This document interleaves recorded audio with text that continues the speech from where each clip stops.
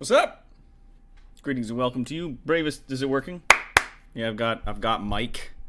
I've got a bit of microphone. Hello, greetings. I'm peeking a little bit. Got that peak performance. Hi, everybody. Hello. It's gonna be a very D&D stream, a very special D&D stream of Clone High. No, I'm kidding. Hi, everybody. So I noticed when I was sort of going through settings that they had an option for game prep as a tag you could put on D&D streams. It's a very nice, chill Friday D&D stream. And we're going to find out if drinking a full-ass mug of tea at 7:19 p.m. was a good idea later. It's going to give me the energy to do this, but it may also cause me to get the Jimmy jitters. Yes, indeed. So, here, I'm going to switch this over here so you can actually see what the fuck I'm gesturing to. There it is, ladies and gentlemen. Look at that. It is the Immeron. I've made a goofy little list of some shit I want to talk about today, but I just kind of want to take you through our process, and talk to you guys. And I can't forget, I've got fucking exercises I got to do before I get into anything else. So before we get into it, let's get through it. Yeah. Because this thing weighs 25 pounds. There we go. It's 1, 2, 3, 4, 5, 6, 7, 8, 9, 10. There we go. Switch sides. 1, 2, 3, 4, 5, 6, 7. My form is terrible. Steve will tell me this. 8, 9, 10. There we go. All right. So them's the curls. 1, 2, 3, 4, 5, 6, 7, 8, 9, 10, 12, 13, 14, 15, 16, 17, 18, 19, 20. Cool. 5, 6, 7, 8, 9, 10, 11, 12, 13, 14, 17, 18, 19, 20. And I'm glad you liked that Clone High reference, Artie. I got my books and stuff ready. If you're looking to do things in Roll20, would you like some help with stuff on the technical side? Sure. I mean, it's mostly going to be, I'm just going to be going through, talking about some of the stuff that I do, rambling a lot. My favorite thing is just to talk at people. Alright, I've got to also quickly do the 10 sit-ups that you guys can see. And, there we go. The varnish job on this floor was not ideal, but the building's also not ideal, so. Oh, burn! Alright, so y'all can see me? Cool. Alright. And 1, 2, 3, 4, 5, 6, 7, 8, 9, 10. Wow. And I also want to say sorry to Phoenix because I totally I caught the donation the other day, but I missed it. I missed actually doing the thing, and it was it was 2 days ago actually. It wasn't yesterday. It was the day before that, and he wanted me to do sit-ups and everything in disguise. I'll do the other 10 because he donated $20. I'll do another 10 of each with the disguise on. Just remind me when he gets here. So hello everyone. Hi. I am not a lefty, no. This is just, like, this is my right hand. So, I don't know if the camera's turning it around or something. But hello. Hey, everyone. It is me, the Dr. Terawatt guy, who does the videos on the internet sometimes. As you can also see, I got my hair cut, which was mostly just to kind of trim up the back, and just trim up the back a little bit. Just, you know, cut off some split ends, just kind of get it back under control. I want it to grow in a little more even. The scraggly mad science look is a crafted thing. It's not, you know, random. It doesn't happen by accident. As he said in 40-Year-Old Virgin, you think this is accidental? No, this is all premeditated. This is all practiced. Yes, Lemon, I got it cut. You kind of can't see it because I've got, like, the headphones on, but it wasn't a big deal. It's just not as long as it was before. And it's still largely a mess, because, yeah, it's like a trim. Well, I mean, if you're not noticing the difference, then it looks like they did their job correctly, which was just to clean it up a bit. So instead of, like, I don't have, like, the big, like, curly mullet thing happening down on my neck anymore. That's all been trimmed up, so I'm very happy about that. Anyway, so getting into the thing, this is what we're doing today. Check it out. I'm going to be showing you guys kind of around sort of the basics on what I'm doing here. More of a mad science, but haven't slept in 78 hours. That's true. Maybe the floof was the best thing. Thank you. I actually think that I work backwards, Claire, that, like, the longer my hair gets, the less power I have, and that one of these days when the apocalypse happens, I'm just going to shave my head and go Super Saiyan and obliterate, like, everyone. Anyways, so, this is the thing that we are working on today. Behold, ladies and gentlemen, it's our wonderful thing. It's our map that I made. So the first thing that I want to talk about is what D&D is to me, and that is that it is a collaborative storytelling thing. You're probably reining in your beard. It looks a bit scraggly. I just trimmed it. Freaking jeez. In Imran, that's right. Imran's beautiful. So for me, D&D is a collaborative storytelling event. So a lot of people like to see different things when they look at Dungeons and Dragons. A lot of people think of it just purely as like a board game, and they play modules just out of books. And that is hundo P, absolutely fine if that's the way that you want to do things. If you want to just sit down and, like, open a book and it says, like, these are the towns that you guys can play in, and these are the different characters you'll see in those towns and all that stuff, and so the DM kind of just has to, like, make up, like, a very minimum amount of stuff in between, fine, great.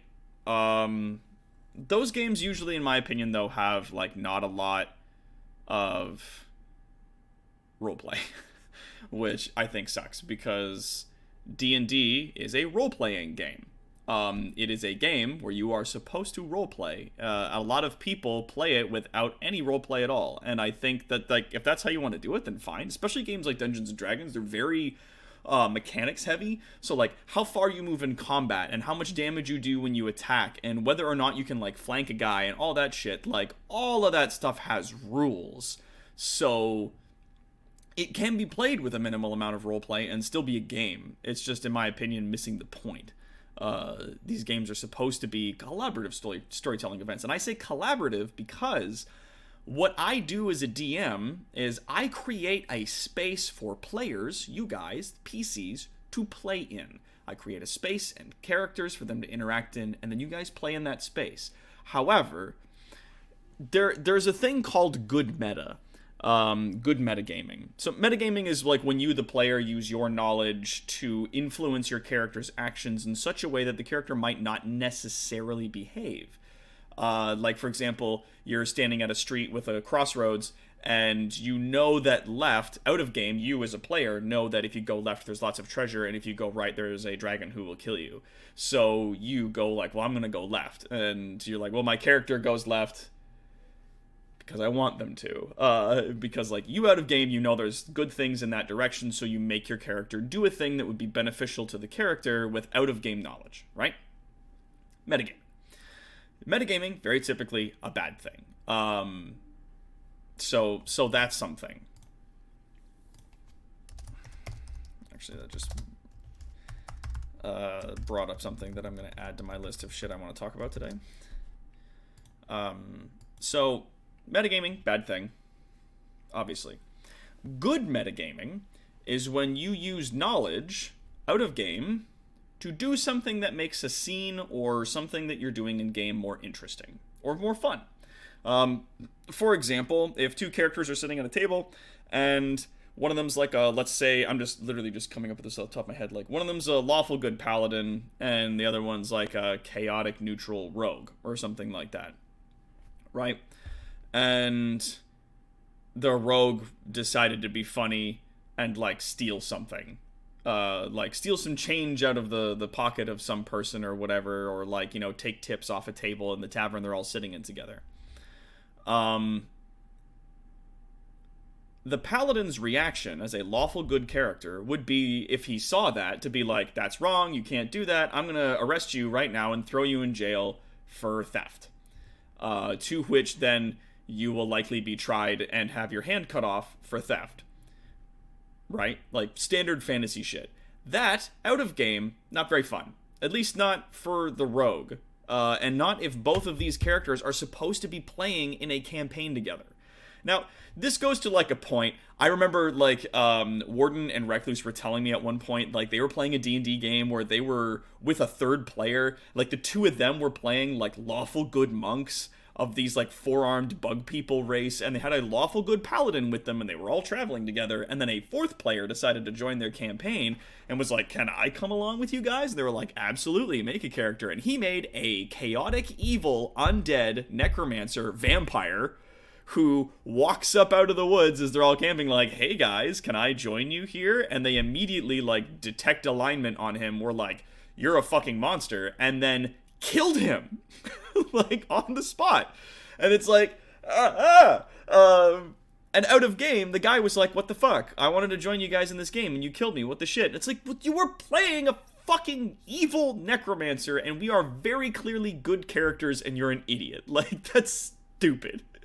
So, it was just funny, because out of game, the guy who was joining should have made a character that would fit well with the party. That's good meta.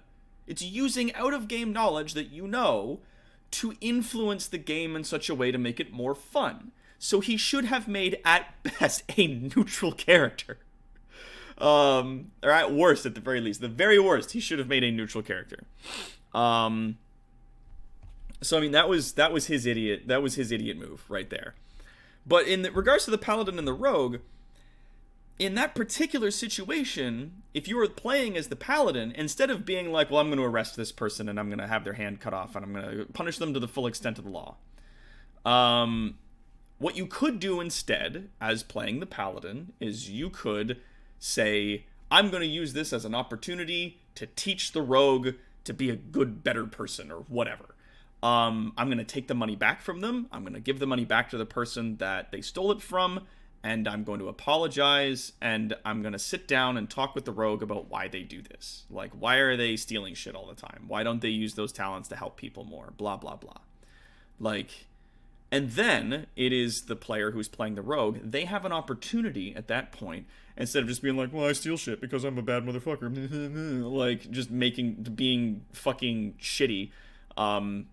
It is in the world of improvisation is what we call the yes and, or a no but, which is you don't just block someone when, like, if someone walks up to you and says, this is a book, and hands an object to you, and it's just like, you know, role play with me, improv, like, this is a book, and if you take it and go, no, it's not, like, then scene ends there. Like, you've just thrown it away.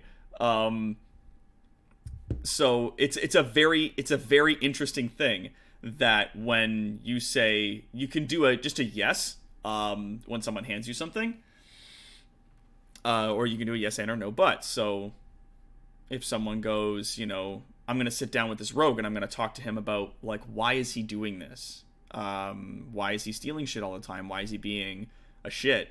The rogue could then respond with, like, yes and, to be like, yeah, you know what? I'm definitely going to take this opportunity to open up, like, a little bit to the paladin about why I'm a thief and why I'm like this and how I just need the thrill of, like, one more steal, you know, and, like, I don't know how to apply that to being a good person, and, like, could you show me perhaps, like, a way to do that? Like, how could theft be used for good?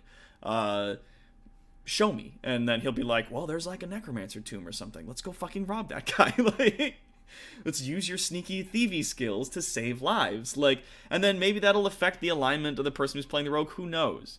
But it makes for interesting storytelling at the very least, to, like, move things around. Yeah,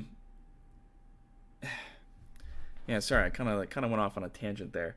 But yeah, so that's, like, good meta is playing along with the scene and taking actions that, yeah, turn them into Robin Hood. Like, taking actions that make a scene more interesting, and keep the party together, and do things like that. Like, when you're in a dungeon and you have a good reason in game to split the party, but, like, don't though. Like, out of game, using your knowledge, invent an in-game reason to stay together. Like, this just make life easy for you. You know, it's good metagaming. Is to play in the space, but to play well with each other, right? Because it is, as I said, a collaborative storytelling event. I create a space, you guys play in that space together, but you do it together. So when you guys are creating a scene and stuff like that, like, you can talk together and you can build stuff and you can do things, and it doesn't have to be shitty. You know, like, you can figure it out, dude. You don't have to antagonize one another, and I can't personally, I can't stand that. When players, like, aggro each other, like, attack each other, or antagonize each other, or block one another because their character wouldn't do that.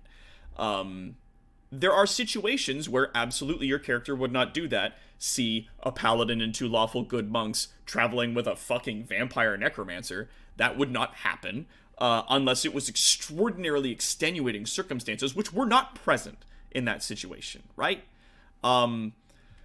But the paladin just, like, taking the rogue, slapping them in manacles, and sending them off to prison, and having their hand cut off, or having them hung for whatever else it is that they've possibly done, or some shit like that. Like, that's aggro. Like, you're aggroing on another person.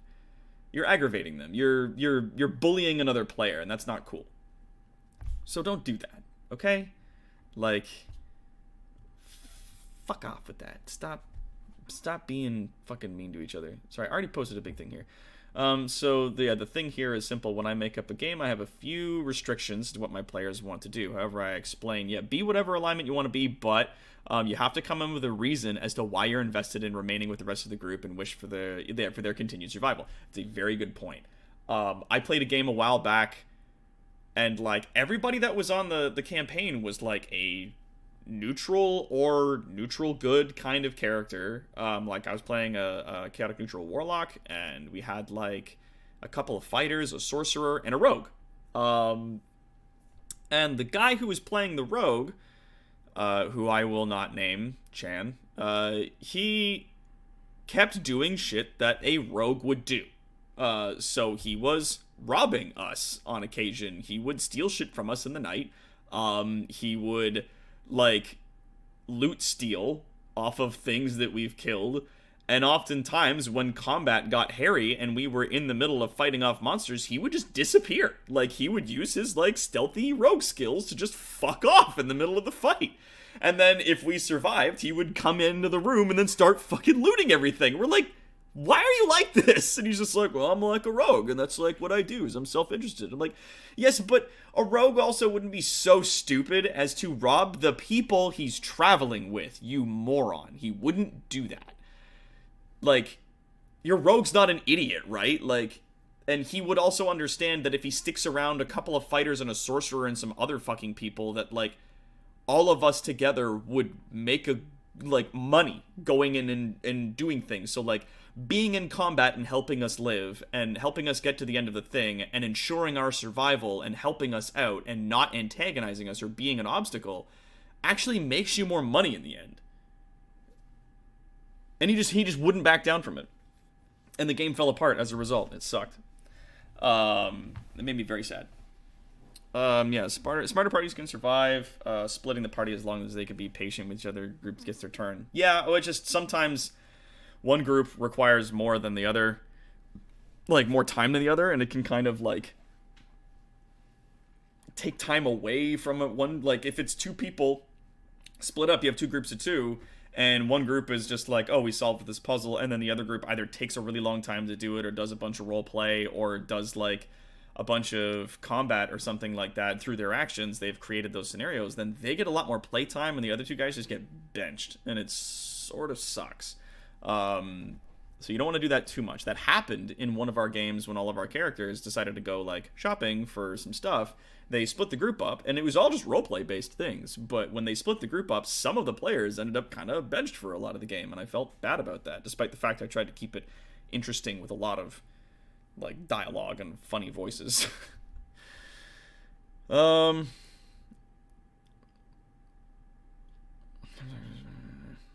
sorry that things are going rough there, Camry. And Steve is here. It's a Steve. Miss you, you son of a bitch. It's good to see you here.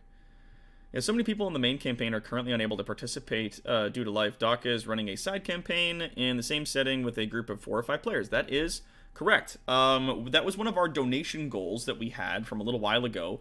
Was if we got it, then I was going to run a D&D campaign for members of our community here, specifically people who had been donating a lot. I was going to do like minimum like 4 or 5 games, like just about around a week's worth of content. And if it went well, then I was going to continue the campaign. Maybe even if it goes well, maybe I won't. I'm not sure. But we'll see. And obviously working on this stuff got me interested in getting the other campaign back up and running now that I'm moved in. I actually have the ability to do that. And some people aren't available. So, like, some of our members that we have from our previous party are either going to be taking a backseat or they're going to be no longer a part of the campaign entirely. I don't want to get into details or whatever, but we'll be talking about that the next main game that we go on to. It's nothing big or serious or crazy. It's just, like, some people have conflicting schedules and aren't able to game with us as much, so their character is going to be kind of, like, put in the back seat for a little while, like just on the back burner. We're not going to get rid of them. And another person is no longer going to be gaming with us, so we're going to be softly sort of removing them from the campaign, which happens. Our paladin jumped. Brother, give me Steve. I'm drawing a barbarian. Cool. Fucking barbarian is like a barbarian fighter was like a character that I wanted to make at one point. Was like, I think it was like a few levels in barbarian, like 1 or 2 levels in barbarian, and then levels in fighter, and it was gonna take a while in order for it to be fully realized, but it was very much the like I want to fist fight shit. And instead of just playing a monk, because I didn't want to play a monk, I was like, no, I want to fist fight things, but I don't want to be a fucking monk when I'm fist fighting. I decided I was gonna like finagle rules together to just like hammer the shit out of people with with fists. May I have some Steve, brother? The first campaign I played, we had 1 rogue and I was a cleric. The rogue got bonked on the nose, turned to me IRL, and started bugging me to heal him. He suffered 2 damage, and he wanted me to heal him like this guy lost an arm. Well, I mean, depends on what your it depends on your thing, like how much your max health is, because 2 health can be a lot of health if your max health is 4. But yeah, fist fighting barbarian. I should tell you about Ragna. Nice. My human barbarian is a giant boy. Yeah, he's tree trunk man, and I love him. You know, you may have some Steve. I shall play a dimensionally displaced cyborg. What's the character you play when you're not DMing? Class, race. I play a lot of humans because I'm boring.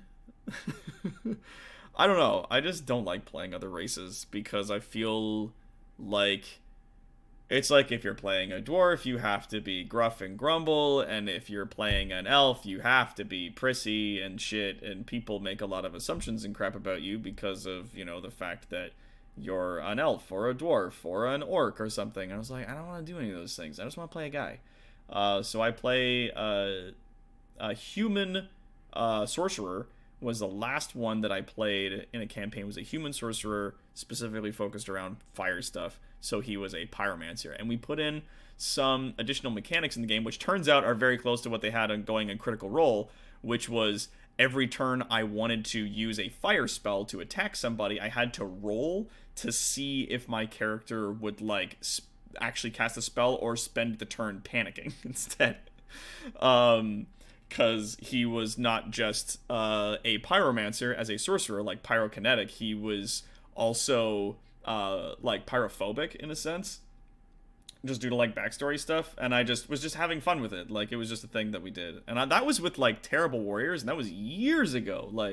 I have not played in a game in a long time, but I did write down the fist fighting barbarian fighter character, which mainly I was I just want to get, a level or two of Barbarian so that I have, rage and the ability to fight shit without armor on. And then the rest of it was just going to be, all of the fighter stuff that, makes it so that you can use different combat maneuvers and shit in combat. And so it was you can just spend a whole bunch of these points and hit a guy, 4 more times in this combat. I was like, fuck yeah. That's way better than Flurry of Blows. This is amazing. Or, you can hit a guy and knock them back or knock them down or, distract a person with certain fight combats and stuff. You put fighter in your fighter. It was very cool. I can't remember what it's called. Yeah, it's a good time. Assumptions about kobolds shall be tested and found wanting. Yeah. Well, that's the thing, is that it depends on how kobolds act in the universe that we've created. And depends on how people see them, because different people will see them differently. Orcs and humans and stuff may have a certain view of kobolds that goblins may not share, because they're both small in size and have similar features and attributes. Psst, brother. The lance. Oh yes, that's another thing. Steve got a really cool fucking tabletop game rule set that's I think it's just called Lance, and it's basically sort of a post-apocalyptic world that was the world that Titanfall was about. So we're talking 3 to 5 story tall robots that people sit inside and pilot, very much like Gundams kind of, but it's much what's the word I'm looking for? It's a lot grungier in that sense. So it's very cool. And the artist that does the artwork for that book, yeah, Lancer, that's it. The artist that does the work of that is fucking, I know them from a webcomic that they do, which was also just fucking bananas and cool. I can't remember their name off the top of my head. But it was very cool. But yeah, Lancer is very neat. Oh yeah, the next thing I wanted to talk about is this fun little thing, because I know that it's just me and you guys just kind of sitting here before we even get into the old D&D stuff, right? before we're even talking about all the usual mechanics in this campaign specifically. I'm just kind of going over broad ideas. Not as big as Evangelion, Claire. No, they're 3 to 5 stories. They're very cool, and yeah, Steve, put together a little press package, and you can DM that to people, let them know what's going on. Space Western Frontier Badlands kind of stuff. Yeah, it's fucking cool. It was very cool. I just did a cursory look at it, and I was like, this is rad as fuck. But yeah, so the next thing I want to talk about is this thing we call failing well.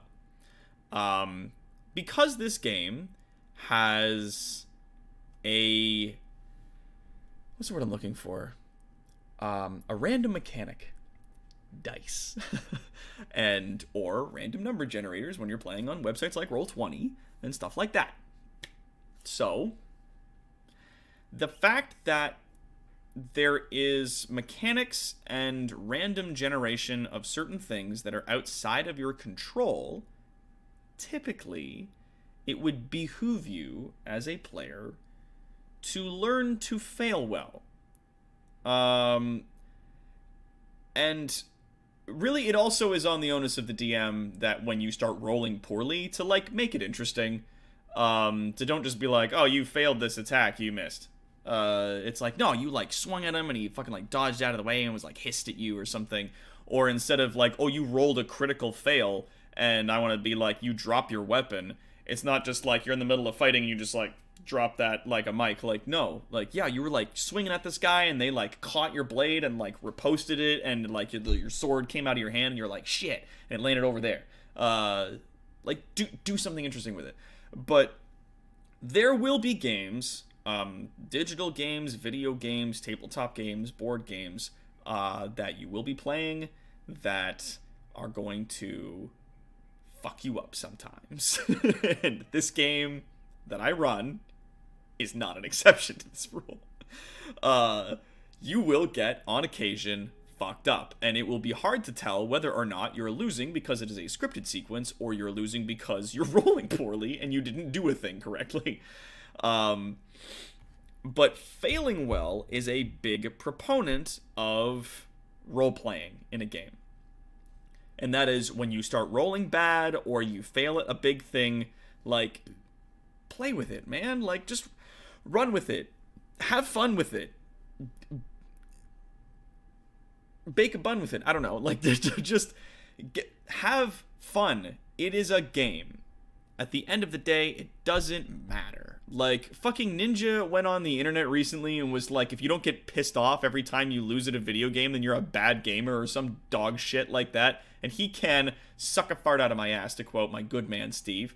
But fucking seriously, this guy needs to shut the hell up about that stuff, because that's not cool. It's just a game. And I understand that games are like his life, and that, you know, being, not just being like, well, he's not an interesting personality. He's one of the most boring people, I think, that I've ever seen stream anything. He's dry and transparent, like a communion wafer. So, to quote Epic Rap Battles. But because gaming is like his life, being good at games is part of his channel, then obviously needing to be good at them is a thing that matters to him. Whereas it doesn't matter in this case. Losing should not mean that you're having a bad time with these games. And I understand that, like, you've created a character and you've made an interesting narrative that you want to pursue with this character. Like, you want this character to finally avenge their father's death with this thing.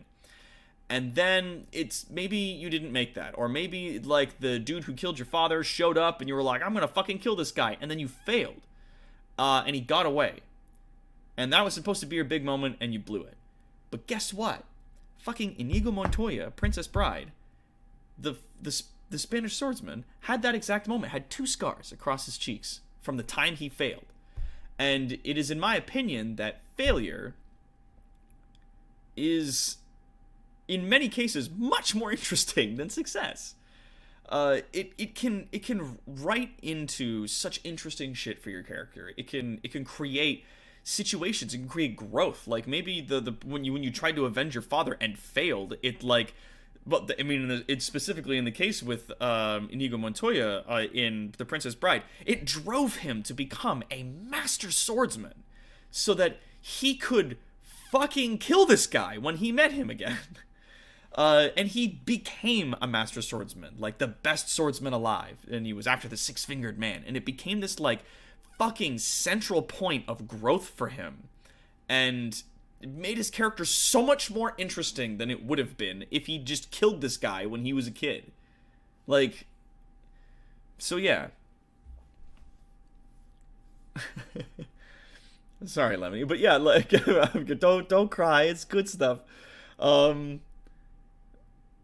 someone who plays a game I actively block from my consciousness. Dude, yeah, I've stolen many a line from that film. Yeah, you killed my father. Please wait while I pull my sword out from this block of granite. And, yeah, Artie was saying something earlier. Yeah, take heed. One night of bad dice is not the end of your character. Similarly, if your fellow player isn't rolling well, support them. They aren't being inactive. They're trying to help, but luck is not on their side that day. Yeah, like, bad rolling is not the fault of the player. Like,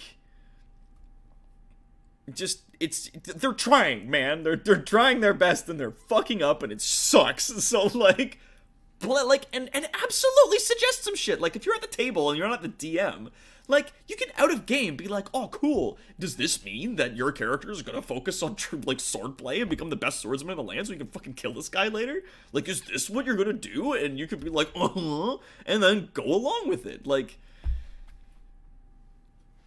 you know, like have fun. It's cool. Oh yeah, Ninja plays Fortnite and he's a fucking knob. He dresses like a virgin apparently. No, sorry, he walks like a virgin. That was the big thing on the internet. Yeah, ham up your failures. Have fun. Make it fucking epic. Like, think of, like, I don't know if you've ever played Undertale, but we played it a little bit on this channel here, but, like, when Undyne was, like, pounding her fist against the ground as the wind was howling, it was like, like, fighting this kid who was unarmed. like, all of that shit, like, just, like, make it dramatic. Like, if you don't want to, like, ham it up and make jokes out of it, like, make it dramatic. Make it fucking cool and interesting. Just get in there, you know? Failure on your character's part is not bad. It is a fucking door to do more interesting shit. It is an opportunity to grow. It is an opportunity for your character to do cool things and to make vows and promises of revenge and all kinds of cool bullshit. The fucking... Okay, so Bromo Nubs, the character that's from the campaign that we're playing in right now, was from a campaign that a buddy of mine ran for us in fucking 4th edition D&D. Way back in the day. And it was a perfect example of how the mechanics of a game don't matter tremendously if you have a very good DM. Because 4th edition was garbage mechanics in my opinion. It was very boiled down and very simplified, overly so. But he still made a fucking great game out of it. We still had a tremendous time because he was a great storyteller. He was a funny dude. So yeah, Bromo Nubs was this like fucking halfling gang leader of other halflings that we ran into, and there was this overarching sprawling narrative about like the church and the dragon followers and how those things were missing and the great war with the dragon people and how the church might actually be run by demons and all this intrigue and court flabbity blue. But at the end of the day, our entire party was derailed by this tremendously interesting character, Bromo Nubs, who we had to kill. So, like, and just every time we would just get places and we'd be trying to fucking find this guy and kill this fucking halfling. Like, we were just young, dumb, and full of camaraderie. Like, we were in it to win it, man. We were just trying to kill this fucking kid. And it was amazing. And it was especially funny because he's like, I spent all this time writing all this amazing court intrigue and all this cool stories and stuff, and all you guys want to do is kill this like side character that I made up. It's like, okay. And we continued on with this like main over-sprawling narrative, and it's great. But every now and then we would be like in a theater and like the lights would shut off and we'd like the lights would like turn on up in the rafters and we'd look up and there's fucking Bromo Nubs. We're like, no, like we just can't escape him. It was just so funny, and how like ineffectual his attacks on our party were. Like, it was such an inconvenience to fight a bunch of child-sized idiot people. Like, constantly. Sorry. It's just very fun. And that's fun. Like, that's how that kind of stuff can come up. But like, we constantly failed to kill this guy, and it turned into this like big thing that we wanted to do. Oh yeah, that's right. I did do a panty raid on an Elven noble, only to deal with Dodd's storyline trying to fight the Drizzt clone. Yeah, yeah, because I was playing a rogue. That's right. Was that after the Ravenloft thing? Yes, yes, Lemony Fresh Boy. Child-sized idiot people. Like, that's halflings in a nutshell. At least it is in this universe. On the continent of Emerald, that is what halflings are. They're fucking ankle-biter little bastards. Yeah, but I did play a human rogue and had a fucking awesome time with that because in Dungeons and Dragons 3.5, rogues were skill machines. It's what bards are now in 5th edition. But back then, it was like you just got like a million skill points and you got proficiency in fucking everything. So if you were doing shit that wasn't like specifically trying to attack someone, you were amazing. Like you could like do all kinds of wacky acrobatics and you could climb shit and bluff people and lie to things and and so I just, instead of relying on like stabbing people, just like loaded my character up with a bunch of items like thunderstones and like a fishnet because I couldn't get a tanglefoot bag, and caltrops and other shit. And so when that guy was like, I'm this magical dude and I'm an assassin, and I like stopped him from assassinating a person, I like threw a thunderstone, which is a flashbang grenade in the fantasy world, and then he tried to like get away, and I was like throwing caltrops and a fishnet and all kinds of shit at him, and he was like, fuck off, and like just debuffing the shit out of him because like I'm playing a rogue, like I'm not the kind of character in this setting where I can just fucking just pile damage on him or just like suddenly kill him, because I wasn't playing an assassin, right? I was playing sort of an outlaw. And I went up to this elven noble's room to steal her underpants, but instead found a assassin attempting to kill her, and decided instead to save her life, and told no one in game later that I was there to steal underwear. Yeah, King Skill Monkey and full casters, yeah. Bards got buffed to hell. Yeah, bards are like the best fucking class right now in 5th ed. They are full-blown skill, like spellcasters, and they can also, they are just like, they're fucking skill machines. And yeah, Pandora, that poor fucking chicken, is the guy, like, the fucking cleric, like, boofed a roll and, like, whipped his flaming sword out the window and, like, no, it wasn't the cleric. It was the cleric's chicken that got killed. And he was outside walking his chicken. He was standing there with his chicken on a leash. And then, like, a sword came flying out the window and stabbed the chicken and roasted it perfectly in one fell swoop. And then at the end of the game, it was like, you come into this big room and there's all these cultists. And, like, the woman who's been kidnapped is, like, in the middle of the room, tied up on a table with her daughter. Like, what do you do? And I was like, I throw a fucking thunderstone in there. And they're like, excuse me? And I'm like, well, they're casting a big ritual. They need to concentrate, so they can try to concentrate while they're blind and deaf. And the second I whip it in there, I, like, run in after the explosion and, like, grab the two people off the table and start, like, cheesing it out of the room. The whole ritual fails and kills all the cultists. So I was like, yay! Like,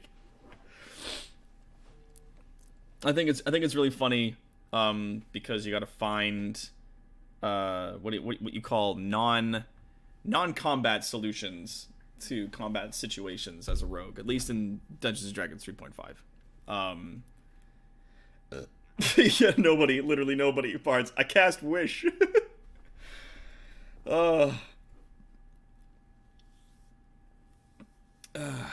Yeah, it's pretty fucking nuts.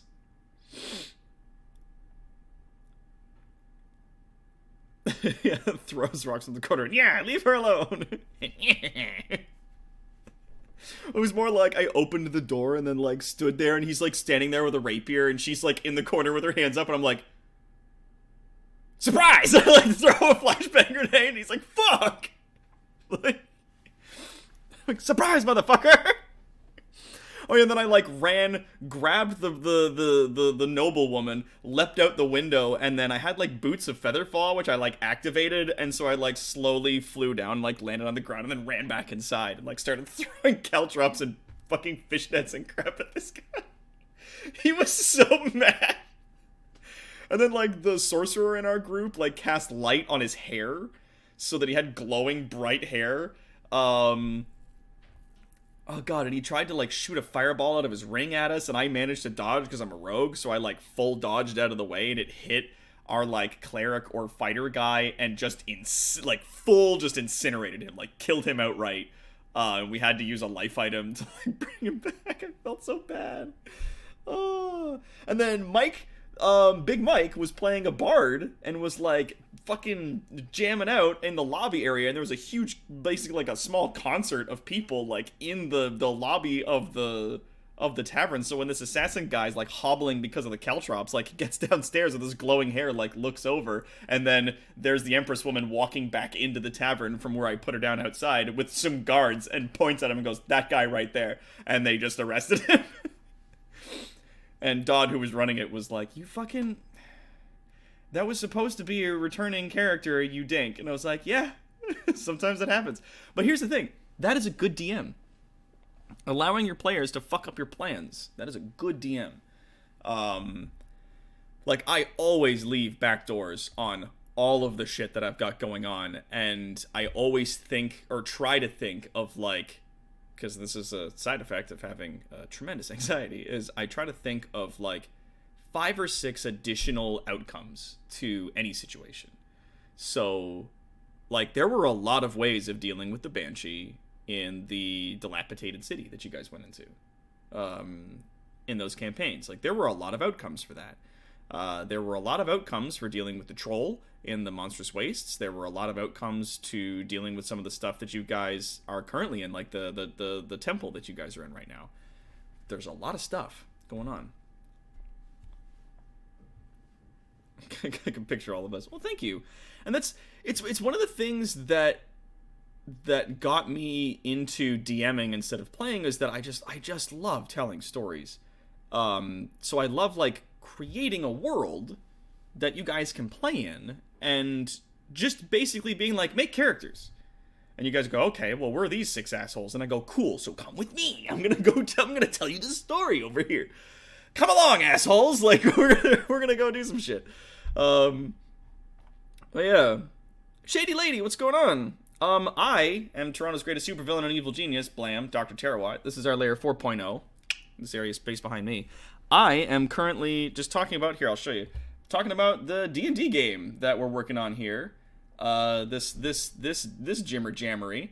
And I'm mainly just starting off right now talking about, like, some notes and things that I do as a DM, and just, like, tips and tricks to do when both playing a game and also running a game. Stuff like that. Oh yeah, no, the truly best DMs can pull the shit out of their ass at any moment. I agree.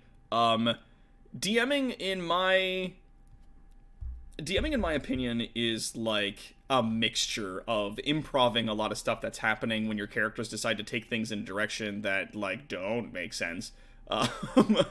Or yes, I live for tips. Awesome. Well, come on in here, asshole. We're gonna run you through some shit. But yeah, DMing is, like, for me, I try to keep it, like, about 30-70. Like, 30% like hard planning, and then 70% just making shit up. So I mean, okay, so just a quick recap for our newbie that we have here, Shady Lady.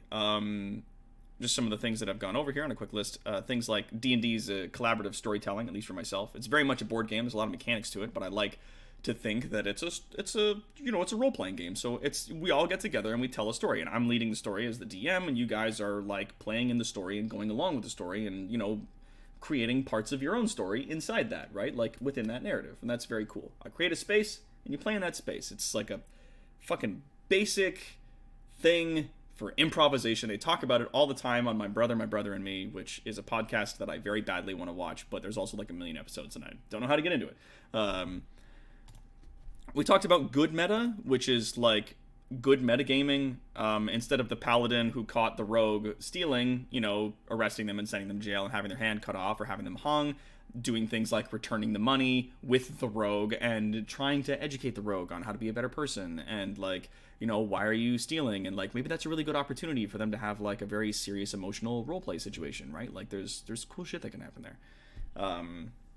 So that kind of caught us up here a little bit. Now I want to play D&D. Yeah, I know. So do I. Hey, Emmy's here. Is an adventure sandbox. It is.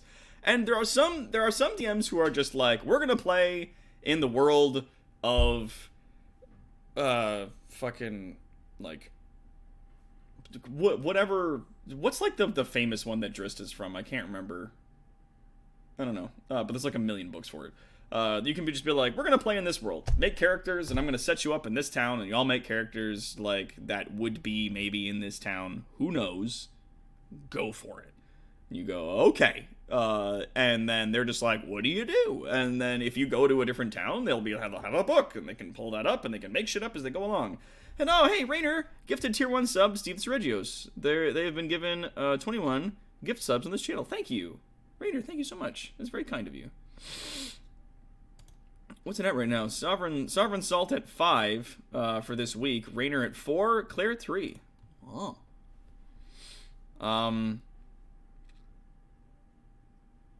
Yeah, like there's Forgotten Realms. That's what it's called. Oh, thank you. But yeah, there are some people that do it very sandboxy, and there are other people like myself that like create a world and create like a direction I would like you to go in. Like I'm gonna give you the One Ring, and I want you to take it to that mountain. I would prefer that you did. You don't have to. And there's, like, obviously I can just continue telling the story differently if you decide you're just going to wear the ring and be evil. Like, I will follow that, but there's going to be consequences to that. Like, heroes will show up and try to kill you for it or something. The next group of fucking random races and classes might, you know, try to hunt you down and get the ring and then go throw it in the fucking volcano themselves. Like, it is the destiny of the ring to be destroyed. So, like, let's go on a beach. Oh man, a beach episode, Kara? I fucking love beach episodes. Yes. Get it. Oh. So yeah. There's a lot of different ways of doing stuff. I like to do between different things. So I'm going to show you what I'm doing here.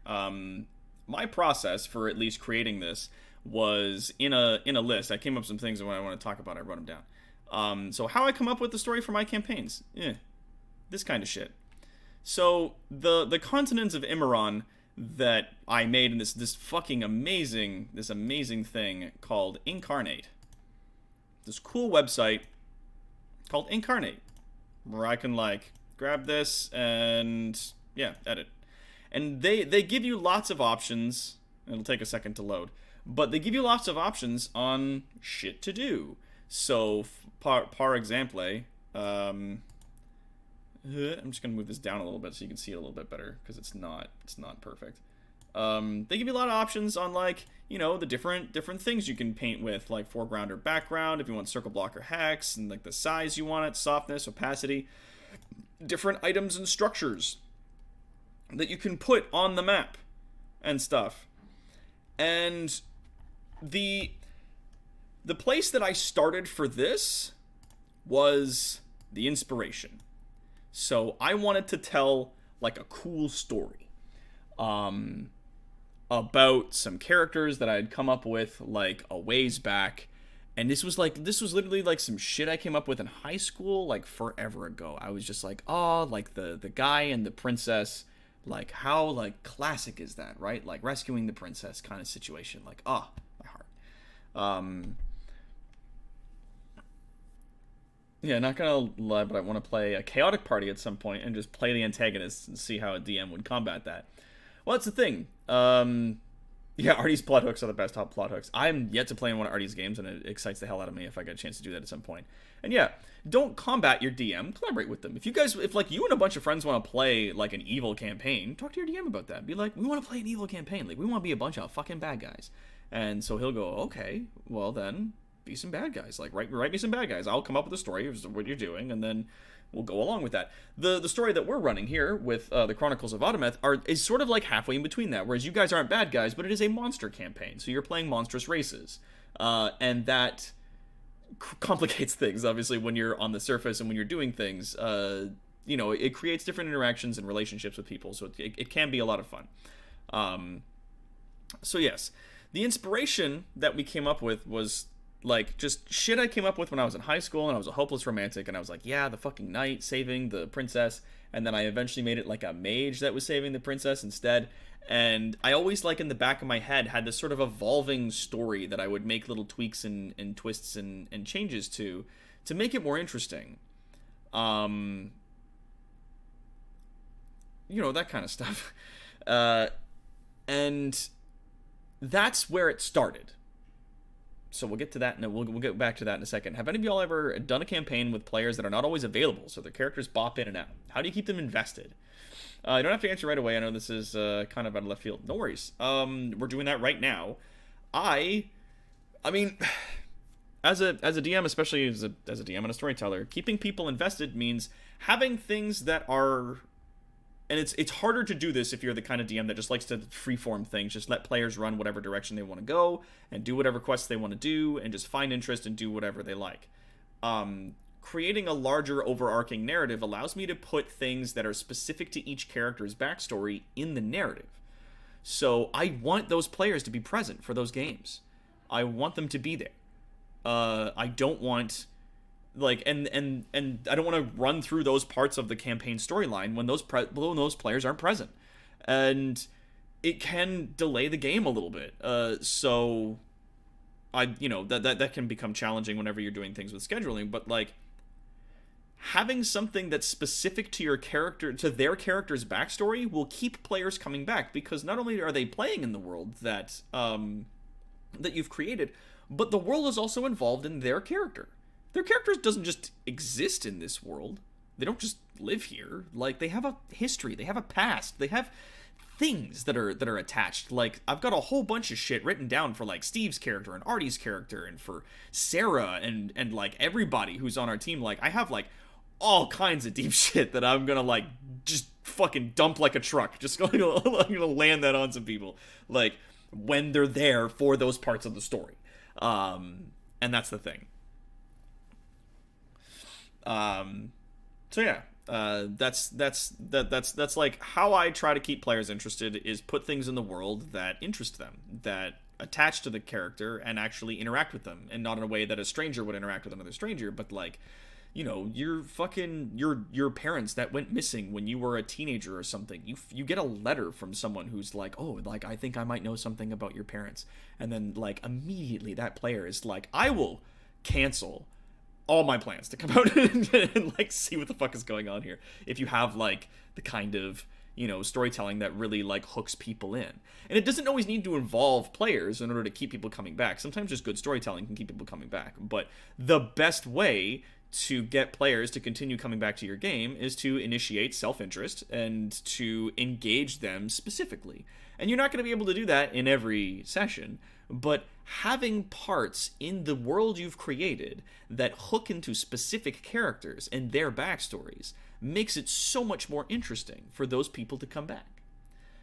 Because now they're just like, I'm not just playing in this world as like a sorcerer. It's like, no, I'm playing in this world as a sorcerer who has like this mystery about their father. And they need to go to this place and figure out, like, why are they a sorcerer? How come they have magic in their blood? Like, where did that come from? Like, this deep, sinister secret, maybe. Something, you know? Make that shit up. Like, it doesn't need to be nuts. Anyway, that's how I'm currently doing it. This is also one of my first forays into DMing, was playing this game, so I don't have like a tremendous amount of experience. I'm learning a lot as I go. I want to play D&D now, but I'm against the group my dad made because they're fucking everything up, so I don't go anymore because I don't support their decisions, and as a child they don't listen to my concerns and how I want to go, you know, because the club was created for people my age. That's fair. Yeah. Like, just, you know, that sucks. Find a different group. Like, and it can be really hard to find groups of people that are DMing, and it can be, or that are playing a game, and it can be very hard to find a good DM. So like, it's one of the reasons why I just started DMing, because I couldn't find anybody who was like great, that I knew who was available to do it like all the time. And I know Artie's a fucking great DM, but at the same time he lives in the UK, so when he's running games, it's gonna run contrary to when I'm doing these streams and the rest of my life. So, like, yeah, it's hard to find a good DM. It can be very challenging. But Dwarf Necromancer, modeled after Gomez Adams, was connected to the D&D world I play in. Yeah, his family name was known. People remembered the family reputation and had reasons to talk to him, or run away, or sell him body parts. Yeah, it's like just fun little shit like that. Like, just man. Yeah. So yeah, that is the inspiration on how I come up with this campaign, or how I came up with this campaign at the very least, because this is the only campaign I've ever run. I started with like just something that was sort of near and dear to me. I just love imagining shit. And I know it sounds very immature, but like ever since I was a kid, I just love coming up with stories, and I love just like coming up with like, oh, isn't that fucking cool? And I start from a really big scene that's very emotional and very dramatic, and then I build around it to be like, these two people are fucking sword fighting. Why? Like, are they siblings? Are they like lovers? Are they the family members of some kind? Are they best friends? And like, why are they fighting? Like, and then like build a world that would make that scene fucking rock. And I just come up with this shit all the time. Like, I would just sit around and just imagine this stuff and sort of like the back whenever I'm traveling places. And what helps me do that is number 2, the music. I don't tell me if this is something that you guys have run into. Whenever I listen to music, it's sort of like I don't just listen to music. I've never just listened to music and enjoyed the way that it sounds. I just can't. So what ends up happening instead is, whenever I'm listening to music, I'm immediately just like trying to think of like all these interesting characters that I have in my head. I'm just like, okay, which character fits this song really well? Like, what kind of situation would they be in? Let's try different characters. Let's move some people around, swap some characters in and out, change the theme, go from fantasy to tech, go back and forth, like try different things. What fits really well? Is it like a necromancer? Is it a barbarian warrior? Is it like the mad scientist, Dr. Terrawad? Is it, all these different kinds of things? And then listening to that music, I'll like maybe string a few songs in a row and create like a narrative. Just a story, and be like, that's fucking rad. And then I'd write that down just to be like, wouldn't it be cool if there was an episode where like all of this fucking cool shit happened and people said these cool lines and dee. And it's like, and that's just what music is to me, is inspiration to create cool narratives and stories.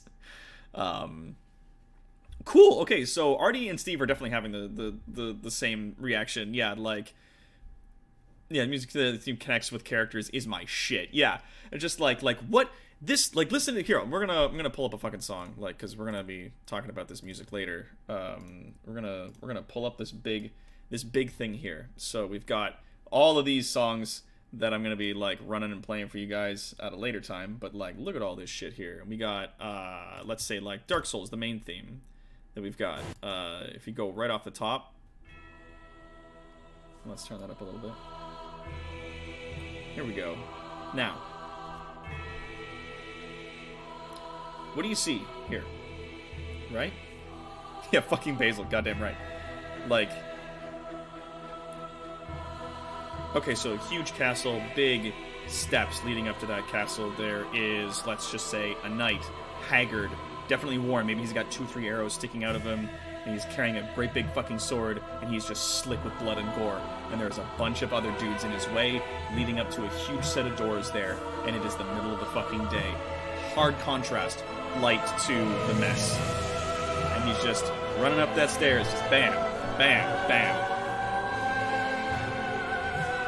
Right? And then you just let that...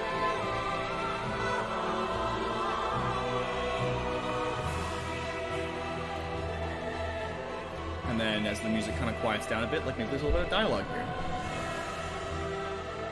Maybe he locks swords with a person that he knows. How does he know this person? Was it like his old friend who picked this enemy kingdom over him? Why? Maybe they both pined after the same girl. Maybe there's a misunderstanding. Maybe this person that he's fighting on the stairs is like really believes in the ideologies of the kingdom that he's fighting, right?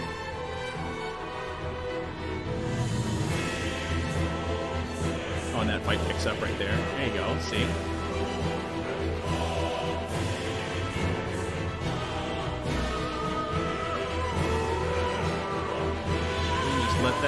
Just let that carry. So that's the kind of shit I'm talking about. Like, I will just I will just listen to music. Like, and that is the only thing that happens to me when I'm listening to music, is I'll just start building shit, and it's fucking cool.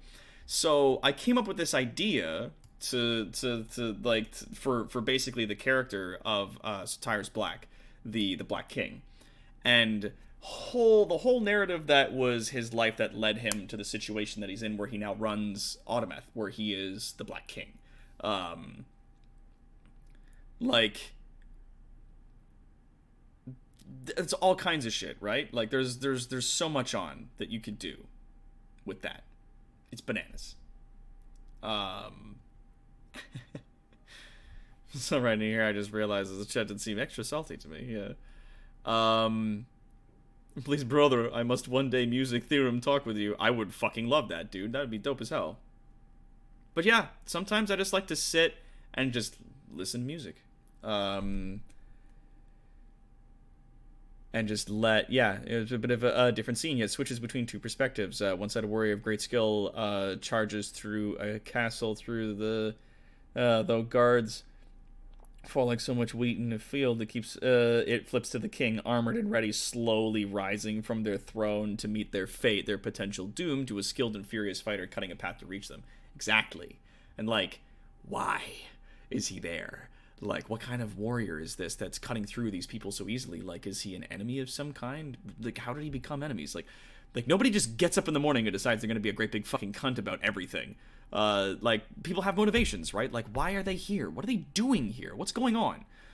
That's all, like, it's all shit that we want to get into. It's all things that we want to talk about, things that we want to, like, create. So, to flush out some of the ideas that I have, I'll listen to a lot of music, and I'll let it sort of grow narratives and stories in my head. And just, like, kind of just let it grow things and let it inspire me to write and do things. So then the next thing that we get into is the big story. The big story is, now that I have like some, like I was saying before, now that I have like some really fucking cool ideas for a story, for a narrative, that I want you guys to play in, and I want you to discover, because D&D is so rad. Instead of just sitting down and telling you a great big overarching epic like Lord of the Rings, I can drop you in that universe, and then you can figure out this fucking story for yourselves. And not only do you get a cool story out of it, but you get like the fucking joy of finding all that shit yourself. Like Dark Souls, figuring out all that shit on your own, like finding it throughout the world, like all the item descriptions and everything else that you fucking dig, yum, yum, yum, like just gobble that shit up, right? Like, and it not only is it so fucking cool for a creator to fucking lay these breadcrumbs, it's so awesome as players to just gobble that shit up, to find it and to feel that, like, that cool feeling of like finding those stories and discovering it for yourself. It can be so gratifying. That's what I'm looking for both parties, if it's done well. Maybe Sovereign, hard maybe. And good night, Steve. You have yourself a good snooze, my man. You have yourself a good sleep, brother. Brother, I must sleep. Brother, I must sleep. Bring me Steve. Brother. So, have a good night, Steve.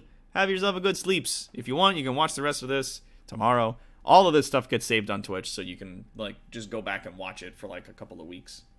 Like, it saves for several weeks, from what I understand.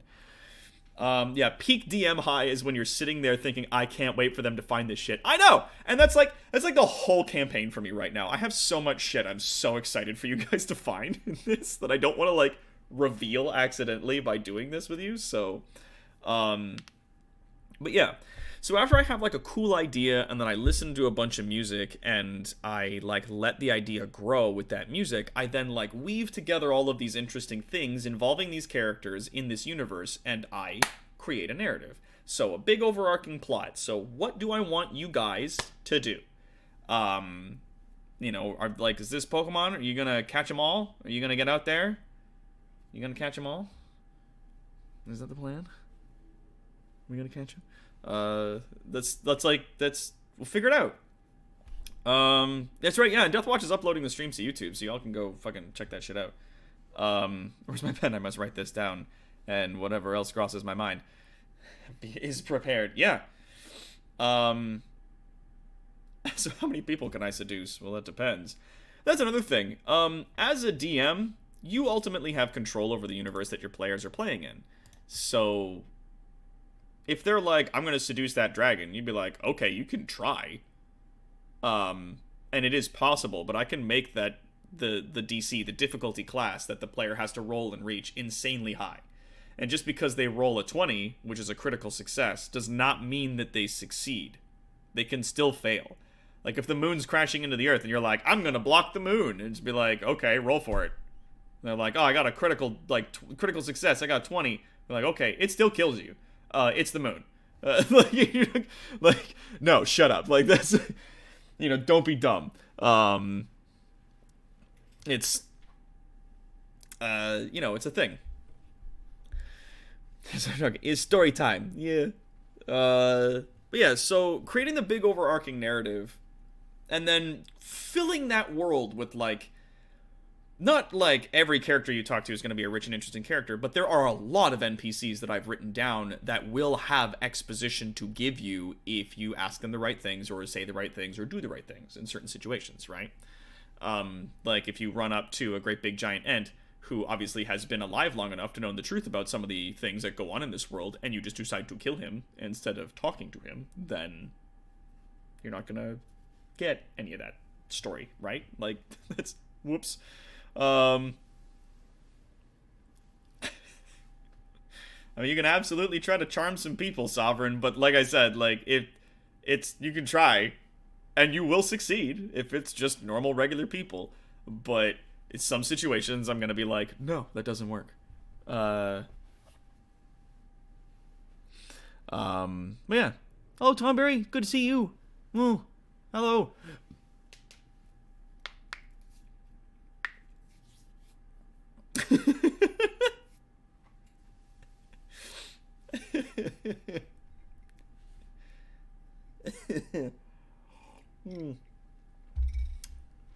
I wanna seduce this dragon. It kills you anyway. Why? Well, what I want you to do is I want you to take this money. I want you to go down to the drugstore. I want you to ask them for some Viagra. And I want you to take it because it'll help you go fuck yourself. Like,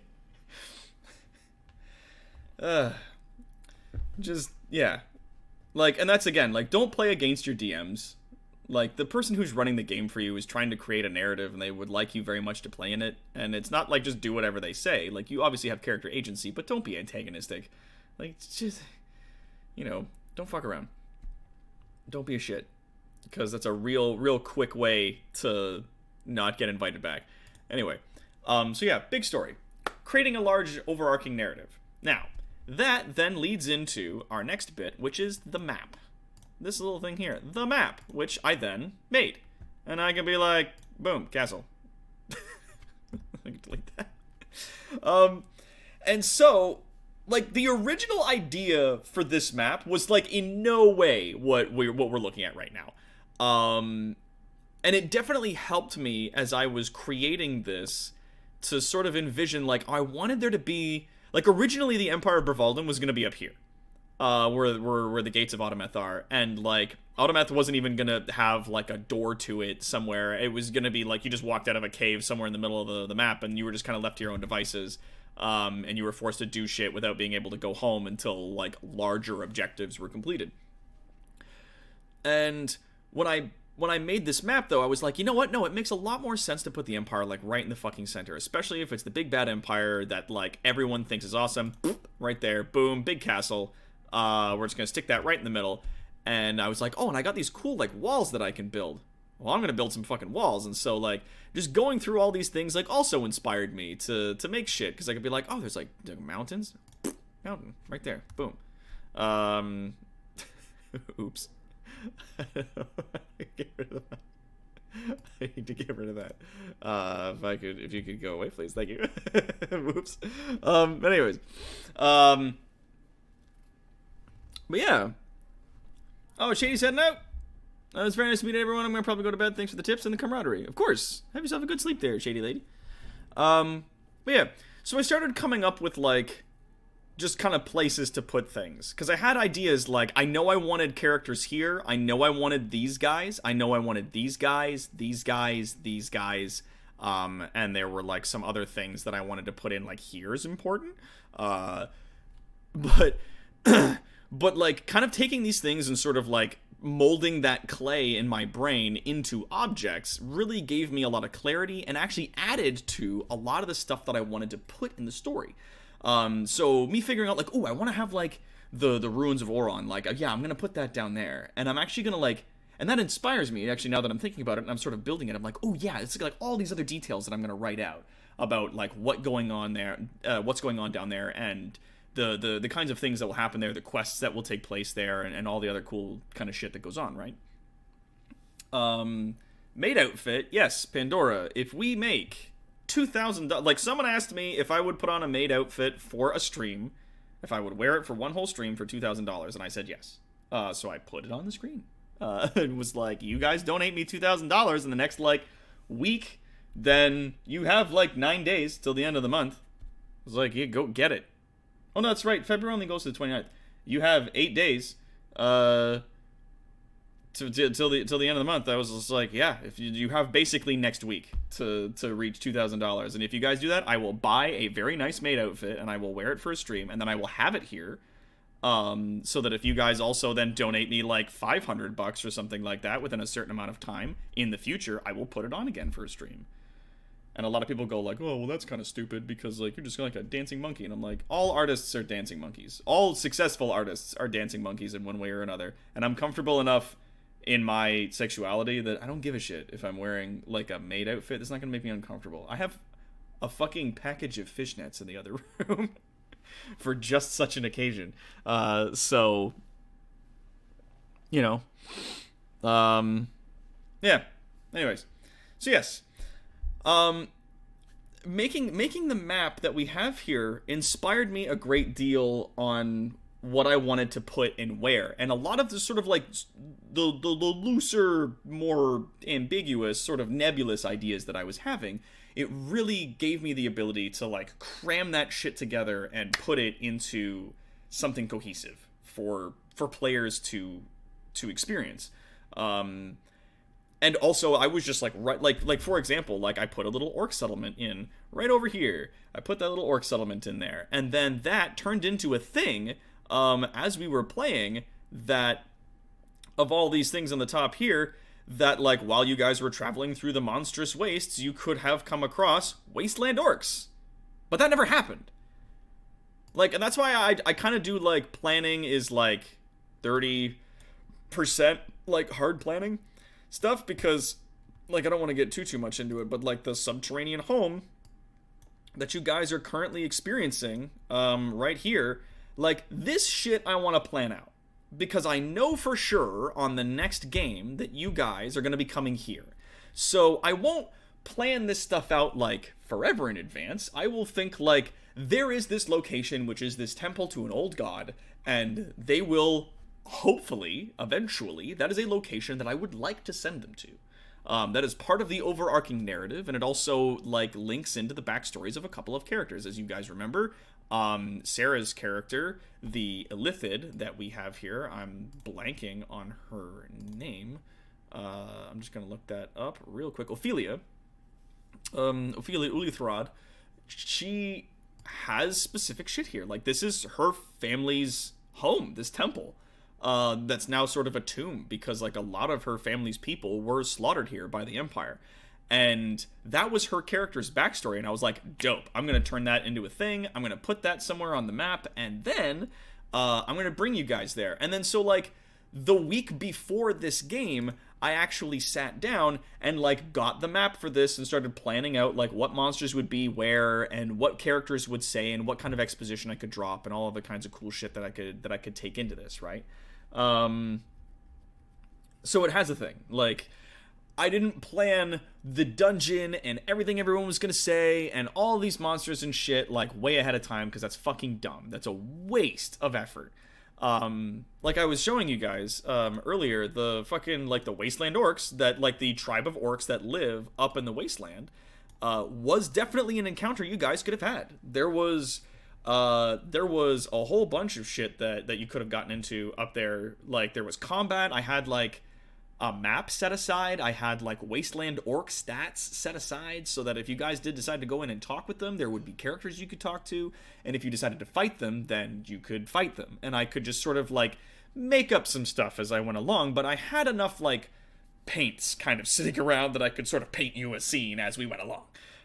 We didn't need to, like, sit down and just fucking, like, do all the details, because guess what happened? You guys didn't go there. So, like, if I put a tremendous amount of effort coming up with, like, a whole bunch of rich character backstories and stuff, all that effort would have been, in my opinion, completely wasted. It would have been a waste of time and energy, and it would have sucked. And I could have then figured out a way of getting you guys into there, but I don't like doing that. I don't like railroading players, so if you guys don't want to go in there, then you don't. I very much wanted you guys to interact with that troll in one way or another, which is why I put him in your path like 2 more times, because you guys just kind of kept walking around him, and I was like, Interesting locations for your character's backstory. Yes, Rainer, I do. I'm not going to talk about it, because it's, like, secret shit that we can get into, but, like, I can tell you where your mom is from, but the finer details of the things that happen with your mom and your character's mom and your character's mom's backstory and stuff like that, I think I might leave a little bit of a mystery. Some of it we can talk about. Yeah, no, you were like, I want to do this and this, and I was like, I could fit them in here. This is a good spot where they can go, and these are some extra details I can add to the storyline that, like, didn't exist before, but can absolutely exist now, and it adds to the scene. It makes it more interesting. Yeah. Dr. Maidwatt. Yeah, well. Working at a maid cafe in a maid dress. I mean, if they let me work in a maid cafe in, like, a suit, I was like, I might do that job. But I am, 1, out of shape, and 2, not what is known to be as classically attractive. At least not in my opinion. I've never had a reaction where someone, like, across a room has, like, just looking at me, not hearing me talk, has been like, ooh. I've got a lot of verbal charisma, I think. So, like, when I talk to people, I can create an air of attractiveness through the way I converse. And that, creates an attraction with some people. But I've never had a, like, that guy's hot from, like, across a room. Like, that's never happened. Which is why, like, our sexy calendar that we came up with, like, flopped wildly, because nobody really wanted to pick up a calendar of sexy pictures of me, because it turns out I'm not, like, terribly attractive. Thank you, NB. I'm glad you think I'm pretty. But, and that's a funny thing, is a lot of people are like, I think you're attractive, and it's like, yes, but you've been talking to me, and through this, your brain literally, like, adjusts some of its chemicals and perceptions, and now sees me as attractive, whereas it didn't before. Some people definitely want to buy what's being sold here. They're just usually big gay dudes. Like, so, like, I go to regular bars, not gay bars. I go to regular bars, and the only people that would ever buy me drinks was dudes, huge dudes, every time. It sucked. I had a lot of twink energy going on, as I'm told. Anyway, but yes, so the map helped me form a lot of that, and then, yeah, when to fill in the details and railroading players was the next thing I wanted to talk about and kind of got into, and that was, like, yeah, just, there's lots of different stuff that you guys can do. There's lots of different places that you can go. And because I created a world with so many, like, towns and different areas that have nothing in them, or had nothing in them, rather, it gave me the opportunity to leave all of these big open spaces for you guys to populate characters. So you guys could say that your characters are from a specific area. Like, for example, Igris is, or rather, Abraniel, the one town that is just right here. Just outside the Empire, just south of this place, and the Monstrous Wastes. Abraniel is actually where Artie's character, Martis the Minotaur, is where he's from. And he had a backstory that he wrote for that, which is so cool. So I'm very excited about that. Well, Pandora, yes, maybe. But I mean, just, like, my life, long before I started doing streaming and stuff like that, I've taken him to a bar and bought him drinks. Oh god. Oh no. I'm not a bear. Sorry, Sovereign. you're in the demo. You did it. But yeah, I put a bunch of areas in that was like, oh, this is like a farming community, and this is like a more of a commerce place, and maybe this is a community that's more artificers or something like that. And like, here's a few broken up ghost towns and places where stuff was built but got, you know, run over or torn down or just abandoned for one reason or another. And it gives places for players to come up with shit. Or when a person comes up with a town and they're like, okay, this happened, and then, like, for example, Artie and I sort of collaborated with the creation of that character and was like, yeah, he's from a Braniel, so that's where he comes from. And he goes, cool, so he's from there, and then this happened with the story, and beepity bappity boo. Done. It was very cool. It's very collaborative. I enjoyed it very much. But yeah, I left some of the areas had, like, loose information in my head, very nebulous stuff, as I was still creating it. And even to this day, there's like still some areas of the map that are very open in my head. They don't have a lot of like hard details. I just have like themes and general ideas, so that when a player goes there or comes from that place, I can be like, yes, like, okay, now I can, given this current situation, this would be the best way to solidify those details, right? So like largely, I'm still a lot like fucking 60-70% improv of a lot of the stuff that I do. But I give myself a lot of tools to make it much easier for when I'm improving. And I see we got some bits here. That's one thing that got me bored with just straight D&D really fast. Basic kill monster, loot, buy stuff, go kill more monsters, loot, rinse and repeat. I want intricate, weird details. Yeah. Like cool, weird shit. Damn it, I thought you were before I got to know you. Geez, shut up. Like I said, there are some people that do, like, you know, look at me and find me attractive. They're just mostly huge dudes. But that's why I say, I don't say I'm unattractive, I say I'm not classically attractive. I'm not like your tall, well-built, you know, chisel jaw kind of guy that society says is ideal. Is there a volcano in Autometh? In Autometh, no. There is currently not a volcano, but there is a volcano elsewhere in the worlds, as you may have noticed, over on the left side in the Living Mountains. There is a volcano there. How very interesting. And that's the thing, like, if characters are interested about the world, they can ask about it. Like, the only person I think that asked about it before game, even, was Sarah's character, the Illithid. She was like, well, I'm a wizard, so I'm very scholarly in the stuff that I do. Would I know anything about the surface world? And I was like, absolutely. There is libraries in Autometh. Like, you've read about it.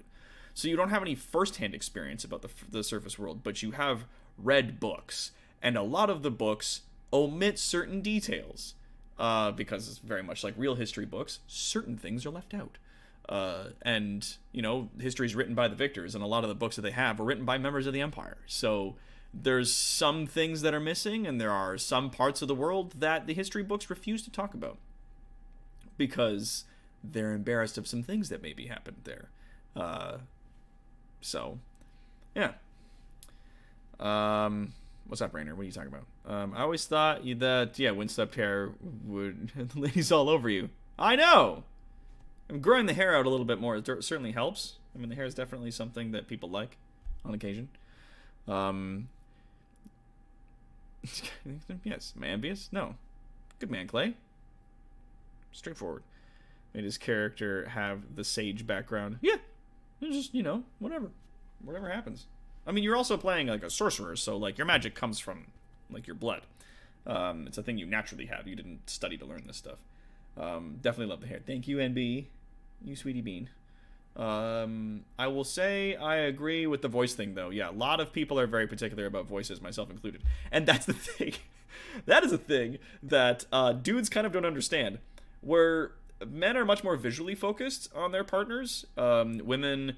While visual attractiveness is a component, compatibility with regards to personality and vernacular play a much larger part with women than it does for men. There are so many women that I know that were like, I found so-and-so hot, and then they opened their fucking mouth, and just stupid fell out, and I thought they were gross ever since. Like, it was just like, like, that happens. Whoops. And, yeah. That's just, you know, it's one of those things that plays a large part with, you know, I'm mostly into faces. Yeah. That's it. Yeah, it's just it happens. Yeah, magic is a natural talent, but my character is well learned. Yeah, it's however you want to play your character. If you wanted to play like a sorcerer who's naturally talented but is like an idiot, you can. You don't have to though. Like, you don't have to play stereotypes. People want to do that, and they get very what's the word I'm looking for? Lazy. In my opinion, like you don't if you don't know what to play a stereotype. Have fun with it. Doesn't matter. If you have a specific thing you want to do, don't feel limited by classes or races or whatever. Make whatever you want. It's one of the joys of playing D&D is you can really just make what you want, and it's fun. That also reminds me, there's a game, Destiny 2, Original Sin, Destiny Original Sin 2, that I have, and I want to do a playthrough of that campaign, and I want to do it so bad. And I want to have, like, I know Spoots wants to come and play with us, Recluse, Spooty Boots. I know that she wants to come play, but I don't know who else has it, or we can get along for that kind of thing. But anyways, Divinity 2, Original Sin, that's the one. Oh yeah, Destiny is the fucking first-person shooter, that's right, yeah, fuck that. Divinity 2, Original Sin, which is, yeah. It's a very fucking cool game. Yeah, I'm pan, non-binary, super queer, that's right. Yeah. Yeah, pan falls under the bi umbrella. Both are valid. That's right. Fucking let people be people.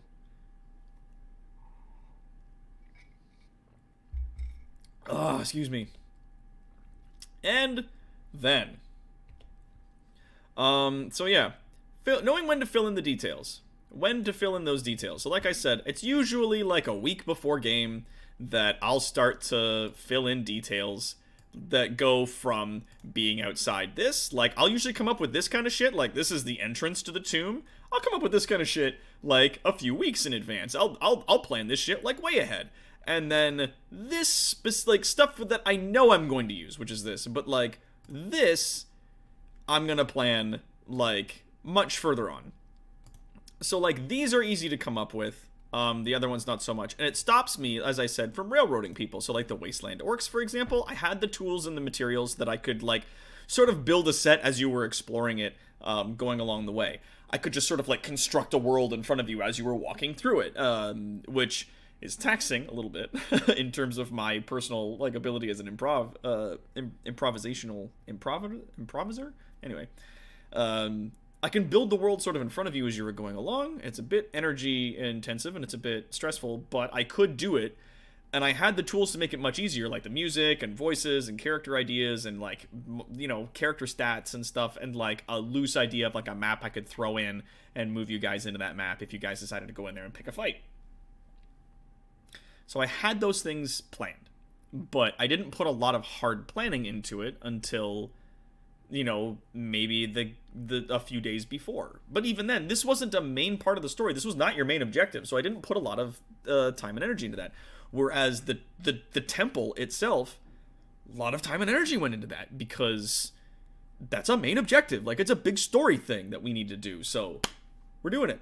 This is how we do it. So yeah. Excuse me.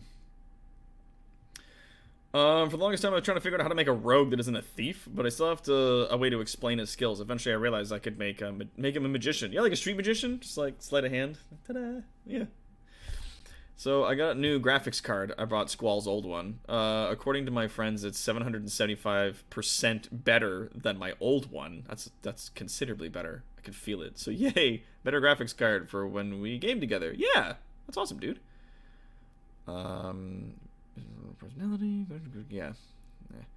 What I say, I'm bugged because it's easier to explain than fucking Six with Pants joke. Oh my god, I know. Some people. I mean, the way that I try to explain it to people is that, like, bisexual means you like girls that act like girls and boys that act like boys. Pan is you just like people. That it is largely dependent on, like, you still have specific interests with regards to, like, the way people look. You still have, like, things you find sexy, specific things, but they're not tied to anything specific. They're kind of all across the spectrum. Let's see. My favorite thing to do is just build dungeons without a fixed location for it, and then when I need a dungeon, on the fly, I can put a. See, and that's a fucking great idea, Rainer. That's a fucking great idea, to pre-build a dungeon and just be like, this is gonna be a hole in the ground that people can find somewhere. So if they're, plundering through caves or tombs or temples or whatever, you can just slap that one on the board and be like, you find this one, and then it's got shit in it. Then you can just go with it, right? It's its own thing. But yeah. We've gotten a little more blurs in recent years. Yeah, people in the bisexual flag is actually representative of gender that they aren't male or female. Yeah.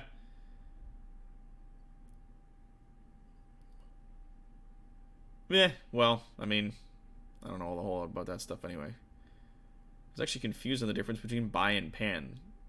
That just made me fully understand. Well, I mean, but then I might not be right. Because that's how I saw it, where I was just like, bisexual people, like girls who act like girls and boys who act like boys, like cis boys and girls, whereas pan people, dabble in, more stuff like trans people and other things, like all kinds of things that are sort of mixed in between. But NB definitely knows a lot more about that kind of stuff. You could definitely explain it better than I could, I imagine.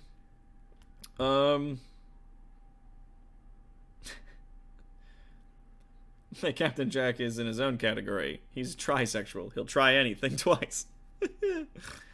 Is unlikely to like someone who is, say, a hermaphrodite. Someone who is pan is far more likely not to care. Maybe, I don't know. At least that's the way I'm seeing it. Yeah, for me personally, I don't care about people's junk. I like faces and people and stuff. Exactly. See, and that's definitely a much more pan thing. Is you're into just like how a face looks, and the gear that they have does not concern you. You just like, specific things that aren't tied to gender or sex. Yeah.